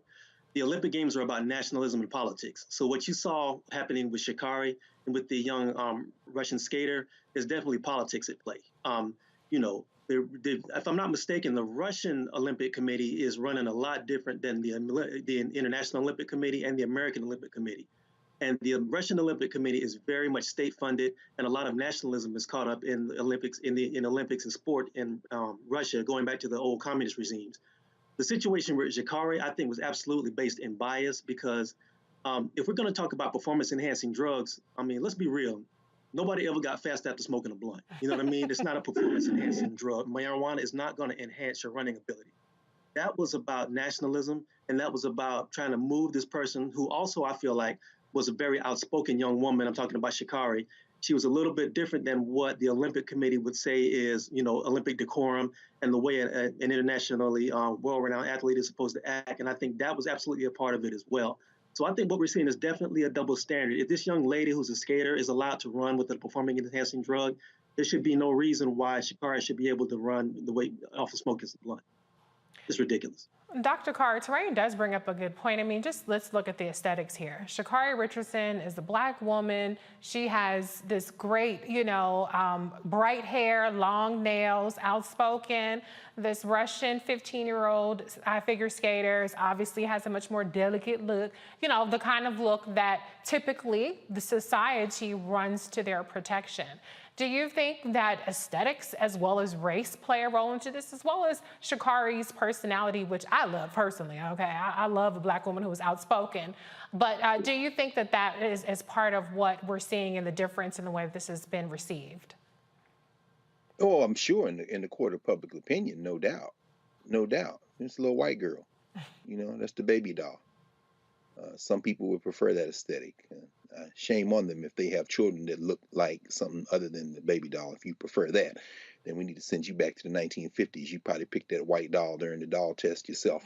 But I have to agree with you and agree with Terrain. I agree with you, brother. I mean, this is about money and politics in a great deal. The International Olympic Committee, I don't know. I mean, I don't even really know who would win if you set up the people that run the International Olympic Committee versus, say, FIFA and the World Cup as to who's the most corrupt. You got bag men, you got millions of dollars, you got, do we have to postpone the Summer Olympics in Japan? I mean, there's so much money in this. And yes, as you say, Terrain, nationalism is at play. But I do think in terms of what Adam said, and this ties back to what we were talking about a moment ago in terms of the voting rights cases, there's a difference between procedural due process and substantive due process. His defense in this instance, by saying these are two different situations, he's saying that the investigation has not yet continued, has not yet completed, meaning that her B sample hasn't even been opened yet. Okay, what they're going to hide behind right now is process. And they're going to say that every case is different. We have to wait. Now, how does that converge with the politics? Well, simply put, they, like FIFA with World Cup, the IOC has always got its finger in the air to see which way the wind is blowing. If there were enough public outcry, then you might see this white girl get disqualified, but they're hoping to whistle past the graveyard and let this blow away. Now, finally, in terms of Sha'Carri, I think it does come down to this, quite simply put. The cases are completely different because she's Black. It's just that simple in the broader sense. So, but these criminals have been at this criminal enterprise called the Olympics for a very long time. And so whether it be disqualifying Jim Thorpe because they say he played professional football on the weekends, whether it be stripping medals and making John Carlos and Tommy Smith go home, these criminals been anti-non-white for a long time. And so this is just, more of the same. Well, the bottom line is Camilla lost anyway. She placed fourth. She fell several times. Perhaps all of the media buzz around it got to her. So it's a moot point in terms of meddling. But you know who that was, right? You know who made her fall, right? Oh, well, there you go. The ancestor. She tripped that joint on. You ain't got to worry about that. What was the thing Paula did? Calling the African angels, calling the African angels. You ain't got to worry about that. Grandma took care of that. Big Mama took care of that. Well, there you That's go. That's going to be a meme by tomorrow. Well, the ancestors might take care of somebody else when we talk about our next story, which is the NFL hires a former U.S. Attorney General to help defend against a major class action lawsuit. Former U.S. Attorney General Loretta Lynch will be taking the National Football League side in a highly publicized racial discrimination case. Ex-Miami Dolphins coach Brian Flores is suing the NFL for racial discrimination after being overlooked for job openings. There are currently just 2 black head coaches among the 32 teams in the league, where nearly 70% of the players are black. Lynch, a Harvard law grad, is the first black female U.S. Attorney General in U.S. history. I tried to hide from the story because I was like, Lord, they tagging me in it. Oh, God, I try to give black women grace, but this is bad, Loretta. I don't know what you're doing. I don't know, baby, what is you doing? This is the kind of thing that just is, are you that hard up and pressed for money? Are you desperate for money? All checks don't have to be taken. This isn't like some, everybody's entitled to a defense. We're talking about the NFL, who's clearly discriminated against black coaches time and time again. So what is you doing, Loretta?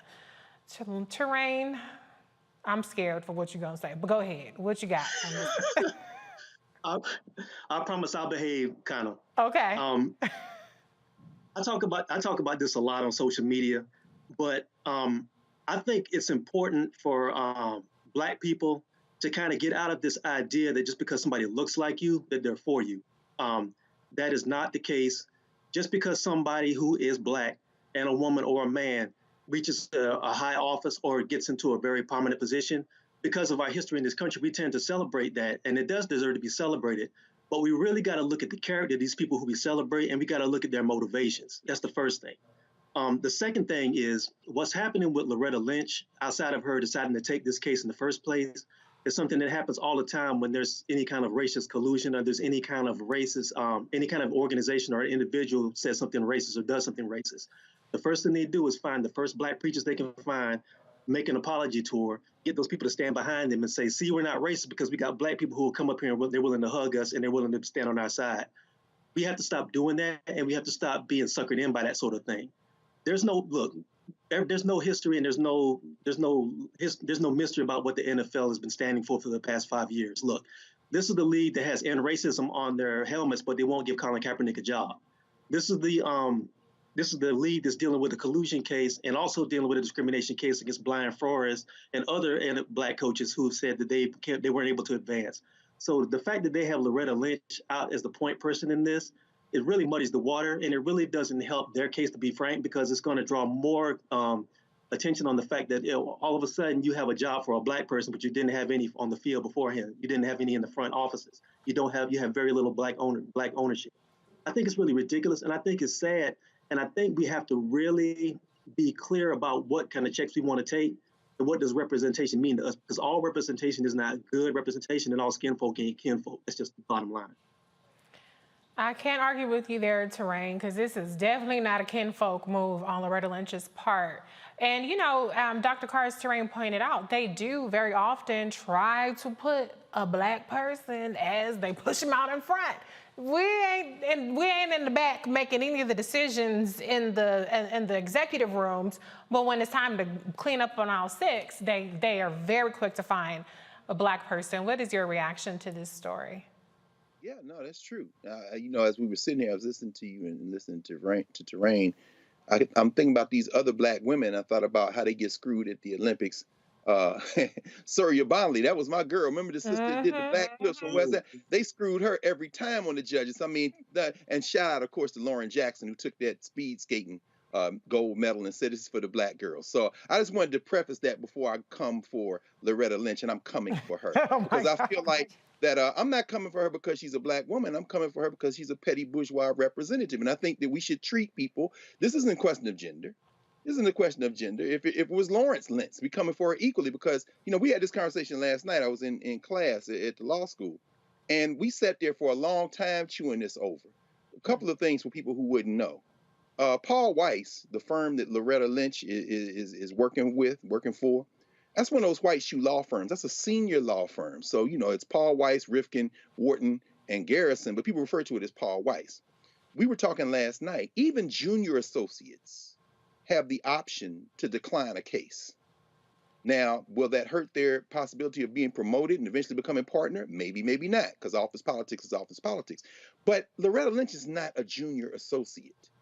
Quite frankly, I would be shocked if she did not have the option to turn that case down. She's a former attorney general. So at a law firm like that, someone like that with status, they have the option of saying, no, I'm not going to do that. So she took that. She and Brad Karp are going to defend them. Cowardice, thy name is establishment. So please understand what we see is going on here. Brian Flores and his lawyer is going to have to fight the NFL, Paul Weiss and them. The Dolphins, Stephen Ross got his own lawyer. And then the guy who has minority stake in the Dolphins, but who has right of first refusal in case they come for Ross, he got his own lawyer. The Texans are going to get their own lawyer when they're attached. The Broncos have their own lawyer. The Giants have their own lawyer. You got billionaires going to pay money out the wazoo against one dude. Now, the rest of y'all out there in the NFL, I'm talking about all the coaches, all the administrators, the players, if y'all stand by and watch this guy get murked, you know what? You deserve everything you get. Every dancing Negro in prison uniforms at a halftime show, you deserve everything you get. Sean Carter, wherever you hiding and cowering, you deserve everything you get. And every Negro that watches the league, you deserve everything you get. I ain't mad at Loretta Lynch. We've seen this show before. It's called Massa. We sick. So the whole point is that at the end of the day, Loretta Lynch ain't the problem. Power is the problem. And we have the power if we choose to use it. But if not, hey, go and let Loretta Lynch get her little check for Paul Weiss, because she just wrote her name in the annals on the wrong side of history. And I kind of feel sorry for her. Well, that is that. See, on you thought that. I was going to do that, and then it was Dr. Carr, see? No, it ain't nothing to do with gender.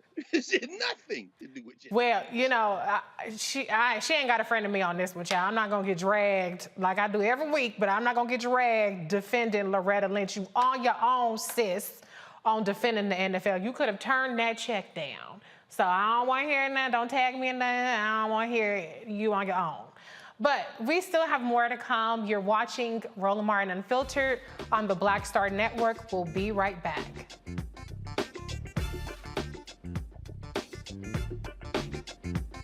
Folks, Black Star Network is here.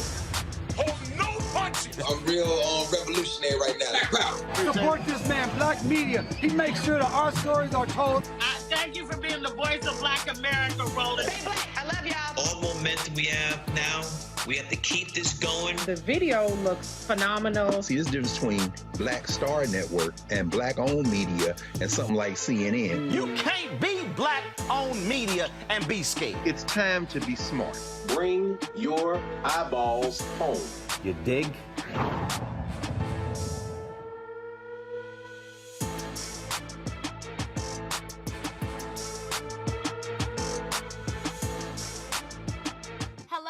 It's Kiara Sheard. Hey, I'm Taj. I'm Coco. And I'm Lily. And we're SWV. What's up, y'all? It's Ryan Destiny, and you're watching Roland Martin Unfiltered.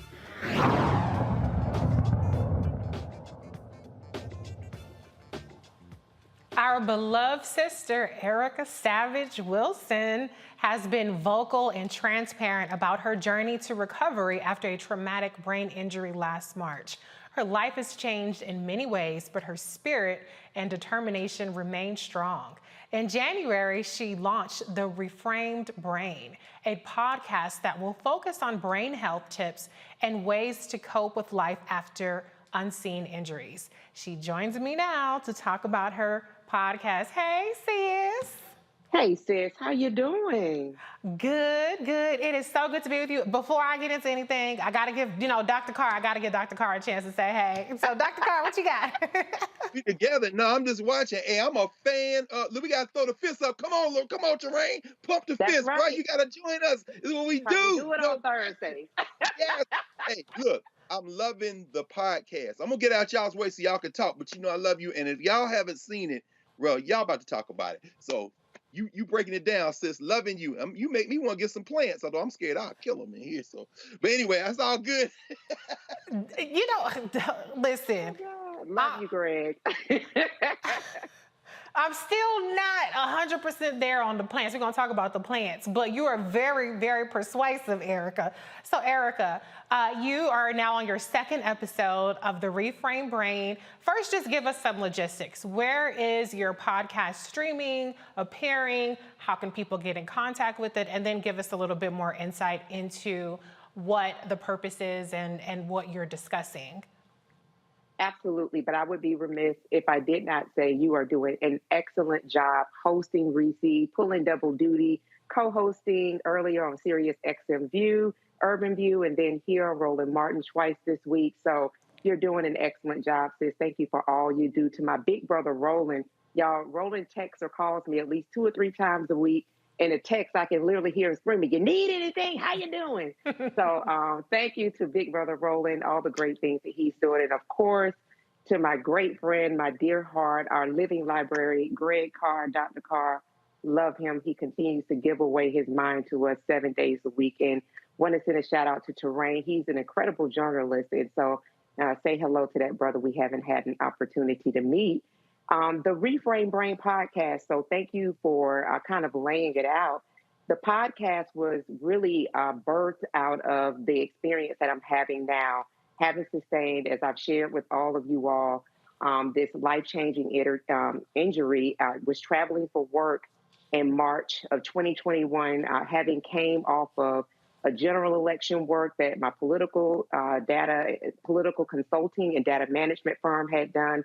We'd also done senatorial work in Georgia, was rolling into COVID work, and I was actually headed to my home state of Georgia to continue that work when on March 15th, about 11 o'clock in the morning, I was hit twice by an 18-wheel truck.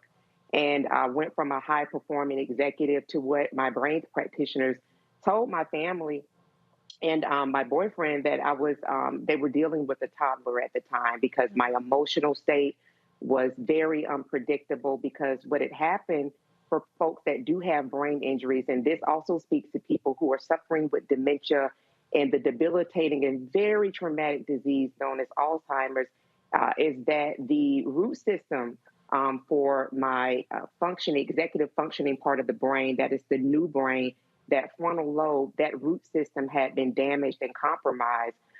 So a lot of what my response system was coming out of was from my amygdala. That's the reptilian, the old brain. That's the fight or flight. So everything around me was a threat because I had significant memory loss. I had sustained injuries on my left side, and the unseen injuries that I talk about, Reese, and then I go on later to discuss in my writings, were also PTSD, anxiety, stress, a host of other things that are unseen, but they're very real in my life. And so because my life changed 180 degrees, the great medical team that I had surrounding me, from the polytrauma unit to the mental health staff, that I want to pause and say some of the things that you've discussed throughout the show today are really strongly in line with what the podcast talks about. I have a psychiatrist, I have a neuropsychologist whose scholarship is in the brain, and then also a therapist. The neuropsychologists and therapists meet with me weekly. And so you're talking about a whole team of people that have been engaged in my life so that I can now come before you all and speak with you all. But there are a lot of tools and techniques that I use to sit before you all tonight. So what my podcast does is I have branded myself a brain injury champion, because I feel as though I have been able to have some of the healing leaps and bounds because of this incredible team that I have, and I'm still healing and recovering is not a finished work. But what I want to invite everyone, and that's the people who do not have a diagnosis, inviting people because we are all traversing a global pandemic. We are in the second year of a global pandemic that has worldwide killed over 5 million people. And in the United States alone, over 900,000 people have passed away due to this global pandemic. So what I am inviting people to is to understand brain health. Our brain is the most powerful and complex organ that we have. And because in the pandemic, there has been a rise, and these are statistics that you can look up on any mental health, the CDC, any of these sites. There has been an uptick of people that are suffering with anxiety, an uptick of people that are managing through stress, depression, and the American Medical Association's new term, coronasomnia, which is because of the pandemic and insomnia, there has been an increased number of people that are suffering with insomnia during the pandemic, coined the term coronasomnia. Because we have all of these different stressors, even if a person does not have a specific diagnosis, all of us have dealt with anxiety. We have dealt with some level of stress, perhaps some level of depression, and what is not spoken about, but is underlying, which is grief. Because even if we have not lost someone that we've known or loved dearly, just turning on the news and seeing those numbers, and then everything else that is happening politically, everything that is happening around us with regards to the number of how prices are going up in the grocery stores. And you all have talked about, when you highlighted the CDC report, an economic piece of that report, and what this show has been talking about, not only this week, but over the past few months, over the past years, and talking about how grocery prices have gone up exponentially. We've seen gas prices go up exponentially. Those are stressors that are really, really impacting every person, no matter what, how much money you're making, but especially those people who are struggling to make ends meet. So what the Reframe Brain podcast does, it says that, listen, we understand that these are things that are affecting all of us. We want for you, that means the person on the other side of the screen, to understand the power of your brain, and to understand that now is the best time to understand how to take care of your brain and how to make sure that your brain is healthy, because Black and African Americans overrepresent in the number of dementia and Alzheimer's cases. We overrepresent in those places. And you and Terrain and Dr. Carr had a conversation. You all were talking about disparities in African American health when you were talking about that report. Okay, so now let's go to, and I want to warn everybody, this is a bit of a trigger warning, because I am going to be talking about something that is a little bit difficult, but about suicide. We have seen largely in the news, and I don't want to repeat the names of those individuals or the families of those individuals, but we've seen people well known who've had people that they know and love, or people themselves who have died by suicide. We are 13.4% of the population as it relates to Black people, and that's including Hispanics that identify as Black. We represent 7.4% of suicides. 7.4%. That's over half of what we are as we relate to the population in this world. When we look at Black and African American women and men, Black men's suicide rates are 4 times that of Black women. We are losing our Black men to death by suicide. And then when we look at our babies, when we look at the youth, that the suicide rates are twice that of white youth. We have a problem. So looking at all the disparities, looking at how Terrain talked about this in the segment when you all were talking about the disparities in health, that Black people don't go to the doctor. And I can relate myself, as when I initially had to go to the doctor, that when I said initially that I said, I feel like I've had a couple of cocktails, and let me tell you what this white boy asked me. Have you? It was 11 o'clock in the morning. I had just been hit by an 18-wheel truck. That is what he had for me. Have you? That is medical racism. But let me tell you, I still persisted. There was no way in hell I was going to allow that to be the end of that, because turn right around. And as you said, Reese, when you talked about Black children who have better outcomes in the world when they are seen by Black doctors, that it was a Black woman doctor who said to me, no, ma'am, you have a traumatic brain injury. And she was the one that got my treatment course started. All of that to say, please do not allow what I have experienced, what I'm sure people to your left or your right to experience, to be your experience. There are things that you can do immediately right now to center and to begin to understand how is it that you can ensure that you are not represented in those disparities that I mentioned around dementia and Alzheimer's, to make sure, okay, I do have difficulty sleeping and I'm not sure why. Do I have access to a primary care doctor? Okay, in the meantime, if I don't have that access, what are some things that I can do within my own home, my environment, to create space where I'm able to sleep a little bit better? Perhaps call maybe a friend who might be in the same position that I'm in income-wise. If not, I can reach out to my local person that is in office. I can reach out to the Medicaid, Medicare office to find out how can I be seen so I can have lab work done. And so the Reframe Brain podcast really sits itself in saying these are some of the things that you can do to center your own brain health and perhaps unseen injuries that you didn't know about that you are suffering from, and perhaps find some remedies for it. And I share that, and then there will be other guests that will be coming on that will be medical practitioners, wellness experts that will be able to contribute as well.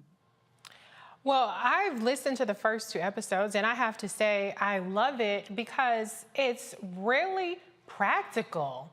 You know, like for me, I'm not a person, to be honest, I don't like a whole bunch of flowery language and inspirational quotes and, you know, woman empowerment type of stuff. Yeah, that's not really my zhuzh. And what I like is that, you know, for a person like me, I'm a little bit more like, I'm not organized, let me just say more methodical.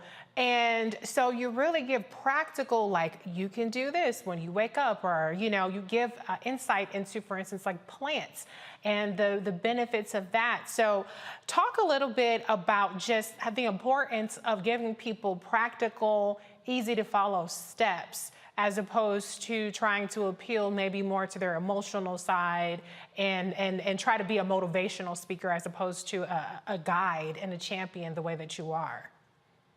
I love what you said, Reese, and I'm glad that you led with that, because feelings are not facts. And yes, we do have the ability to emote, and it is a beautiful thing. It is what makes us human, but feelings are not facts. And that's one thing that I am repeatedly running into and learning in my own brain injury, and coming to a place where I'm not moving up and down out of my amygdala. And some of those practical things that you talked about, I will start with this. For instance, in the morning, a lot of times in the morning, we wake up and immediately we reach for our phone. Well, one of the things I talk about on the Reframe Brain podcast is that when you wake up in the morning, your brain is just coming into a place of conscious, like, I'm here, I'm awake, it's another day, I made it through this day. Use that opportunity to take one hand, put it on your heart, take another hand, put it on your belly, and you speak to yourself. You say to yourself, I'm very grateful that I'm here today. And one of the things that I do is I speak to every one of my organs. I tell my liver, I tell my kidneys, I tell my spleen. I'm not saying that it is an organ, but I tell my lungs. I say to my heart, I say to the arteries, I say to the capillaries, I say to enzymes, to cells. I thank them, I give them gratitude.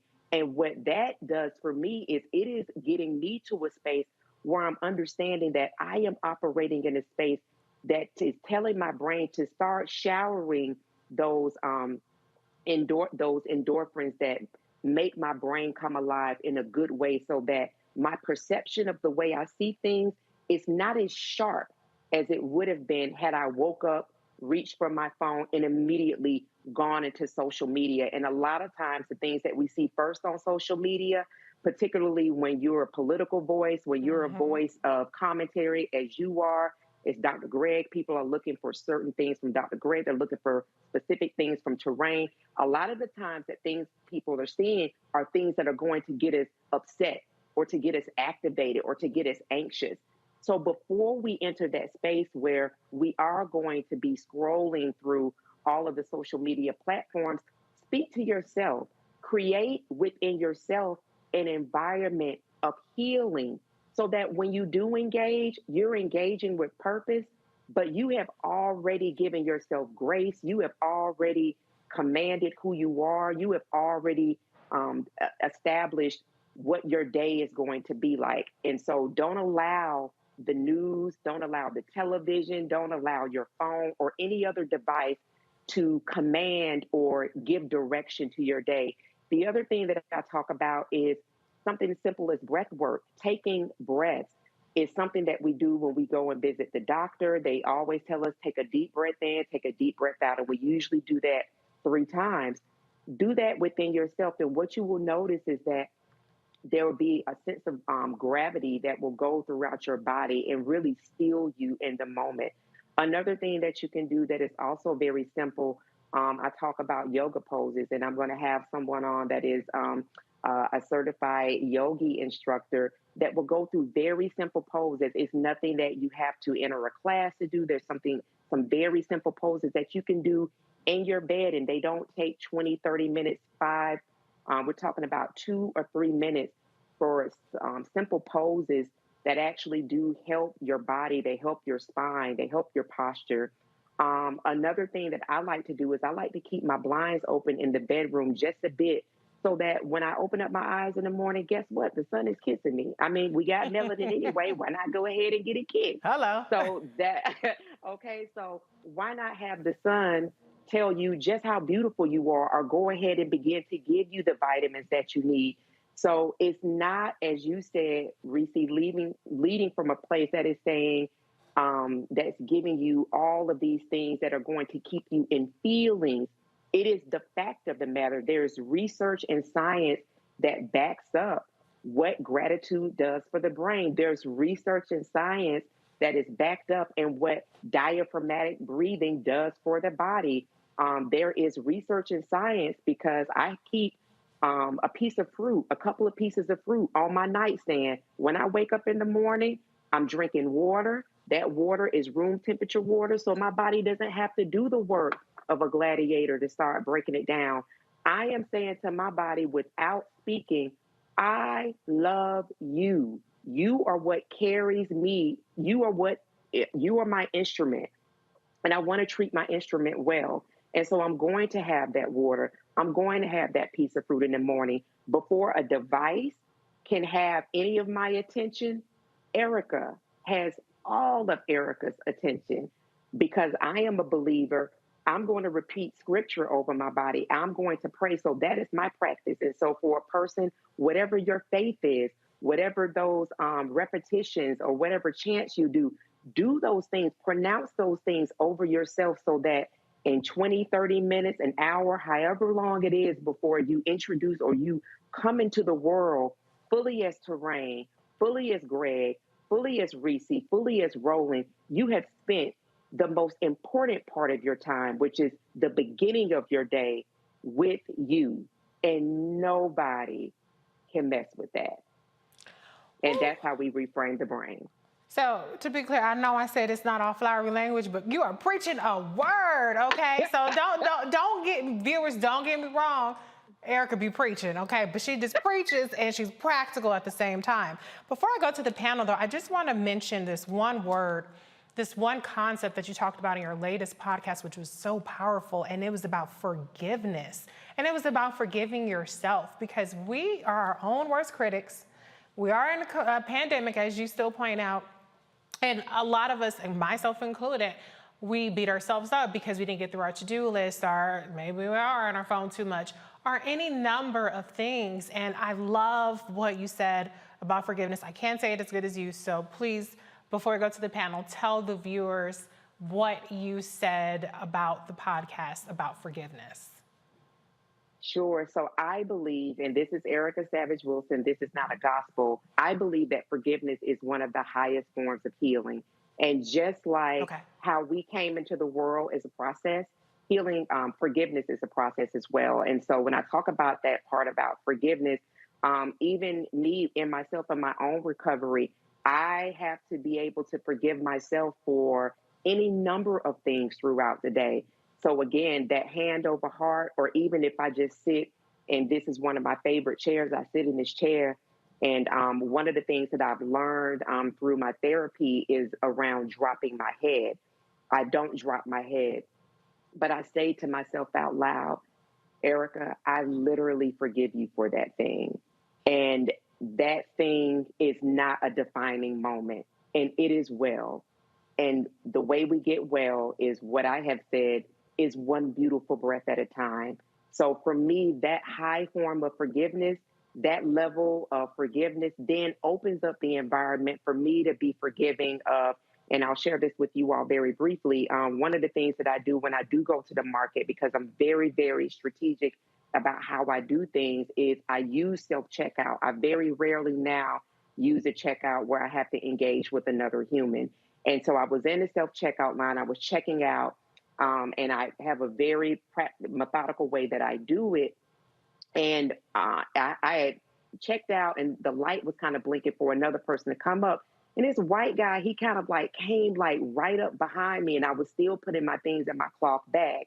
Now, at that moment, what I was thinking, because I had 2 bottles of ammonia, was that I was going to take the cloth bag with the ammonia and swing it around and hit him with it. And as my therapist have told me, you know, you have all the letters TBI, PTSD, throw them out there. But I caught myself, and I said to myself, he doesn't know who he's messing with. He has no idea what a blessing it is for him to have been waiting behind me in line. I'm going to let this go. So I was like a duck. I let it shake off my day. And so that for me was extending forgiveness to a person who, I don't know what he may have had on his mind. He may have been intentional about what he was doing. He may have been an insurrectionist. I mean, I don't know. But in that moment, I took time enough to say, let me allow that to fly off, because I'm sure I'm going to need that same type of forgiveness for something that maybe was perceived in a way that I did not mean for it to be that way. So that kind of an example, but forgiving yourself, doing that, making sure that that's something, even in your own practice before you go to bed at night, to say to yourself, and for this day, whatever it is that I'm trying to hold myself hostage to, I release myself. I will not be a prisoner of that thing. And I'm going to go to sleep, and I'm going to sleep well, and I'm going to dream well and move about until you go into the next day. Oh, that is beautiful. Release, y'all. Release. Y'all heard Erica. Okay, well, we have just a couple of minutes left. So, Terrain, I'm going to give you a question if you have one or comment for Erica. Well, first of all, Erica, this is my first time being familiar with your work, but I'm automatically a fan, and I'm signing up for your podcast, so don't have no fear of that. What I want to say is, it sounds like, first of all, what you're saying is beautiful. And I think what you're saying sounds a lot like what's happening in this culture. This culture teaches you to burn yourself out. This culture teaches you to go nonstop, you know, get up, work out, get up, check your phone, run, do this, do that, do that, do that. And you have no time to really sit and center yourself and try to figure out how you can heal yourself and be mentally at peace with yourself. I'm an absolute victim of that, and I fully admit that I'm very bad at that, and I'm trying to learn how to get over that. But what I want to say is what you sounds like you're saying is something that's very organic and it's very ancestral, because up until we got into this industrialized society, this is the way that people live their life. You know, you had a strong family foundation, you had an equilibrium with the earth, you had an equilibrium with the season, you had an equilibrium with the elements. And I think in this society, we've gotten away from that, especially as Black people, because, you know, we were brought here to work, not to really work on our mentality, not to work on our physical, and definitely not our spiritual selves. So I think what you're saying is very, very important and is very necessary. And I just want to thank you for putting this out there. Thank you. Oh, and I thank you, Terrain, and I'm so glad you brought that up. Thank you, because that's another thing that I talk about on the Reframe Brain, and it's available YouTube. I'm very thankful you'll like and subscribe there. Apple Podcasts, Google Play, it's Amazon Music. It's on all those podcast forms as well, so you get the visual and the audio effect.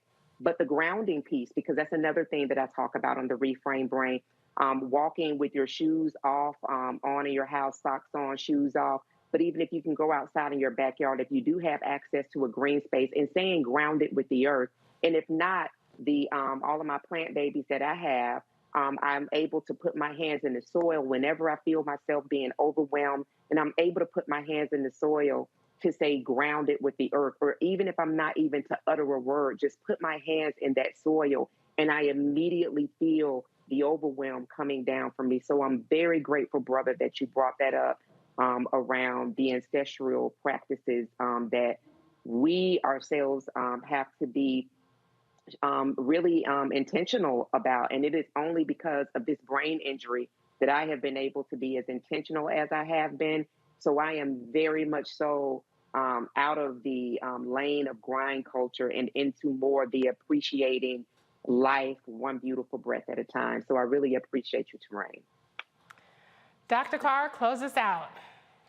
Oh no! Listen, I'm just listening. Look. You tell me. When you said don't look down, I had to look back up because I'm taking notes. You know, I'll be writing notes down, but I can watch the recording. I know everybody is. I gotta echo what Terrain said. This is how we lived before, and you had me here putting my hand on my chest and my belly, and the notion of being kind to oneself. I saw a glimpse of that earlier, Erica, though, before the trauma, when you said you was gonna take that bag and tighten that white boy up.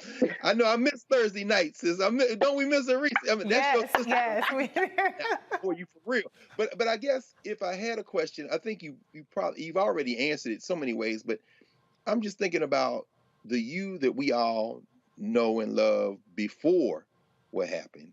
And I'm thinking about us being in the studio and you and Reese and Avis, and I mean, you know, the energy, the camaraderie, and then after this, is there anything that, other than what you said, that you look back now and say, I'm grateful. I'm grateful that I sat down, that I don't carry anymore.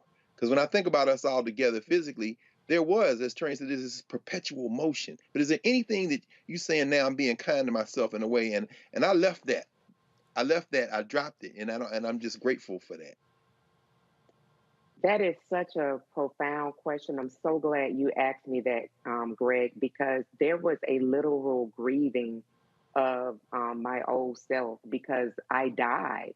And my therapy, neuropsychologist, therapist, psychiatrist helped me see that I literally died, and there's this new person that has risen up. One of the things that I can say, and I think you all know, we're aware of this, my biological father in 2020 began to suffer with dementia, didn't really have any idea of going on. So 2020 was a big year with the election, the senatorial election in Georgia. And then I was going back and forth to Atlanta. And so he is in the care of my sister and has been there for the past 2 years. Bless my sister, Kim Jones. And one of the things that I'm grateful for that I would say is that though I was raised by my father, my daddy, who is not my biological father, I'm very grateful that in that time that I was kind to my biological father, who I still carry that namesake Savage, Erica Savage, because I did not know I was coming up the road and in March 2021 would be in this place where I would need the kindness of strangers, where I would need people who had no idea who Erica Savage Wilson was to give me the kind of grace, the kind of love, the kind of kindness that I extended to the person who didn't essentially raise me, but he is the reason that I am here. And so I'm very grateful to God that I had forgiven that part of my life, that I had made peace with my biological father. So when that call came in the middle of a pandemic to say, hey, this is what it is, I got on the plane.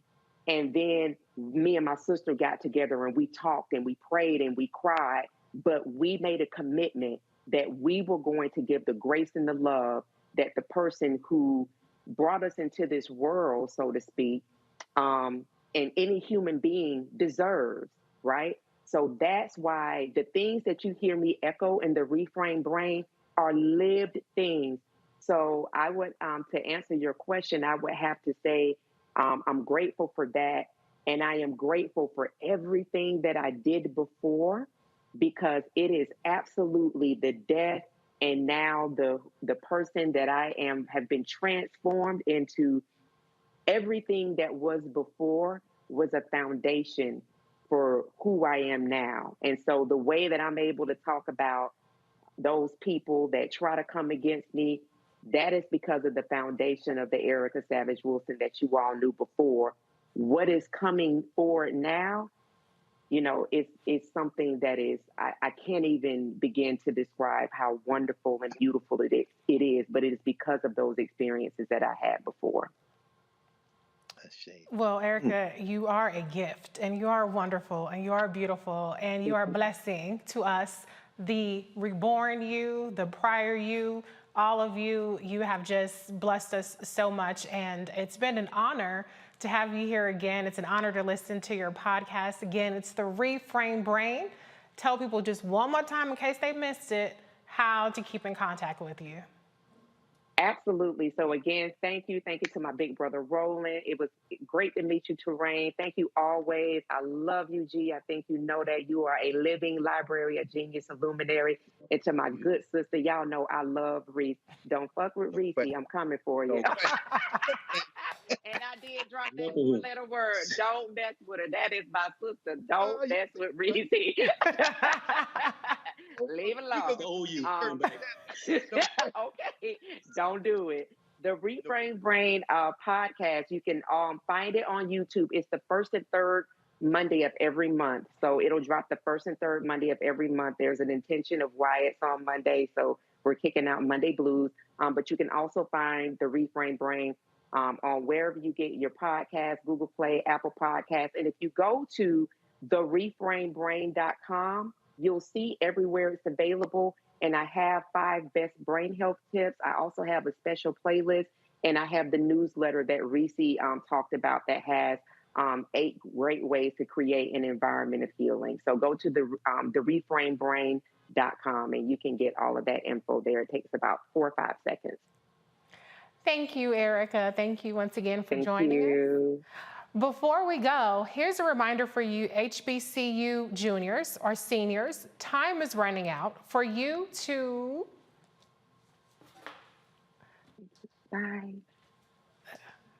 apply for that scholarship from Roland and McDonald's. If you attend an HBCU and Thurgood Marshall College Fund member institution, you can submit your application for the chance to receive a $15,000 scholarship.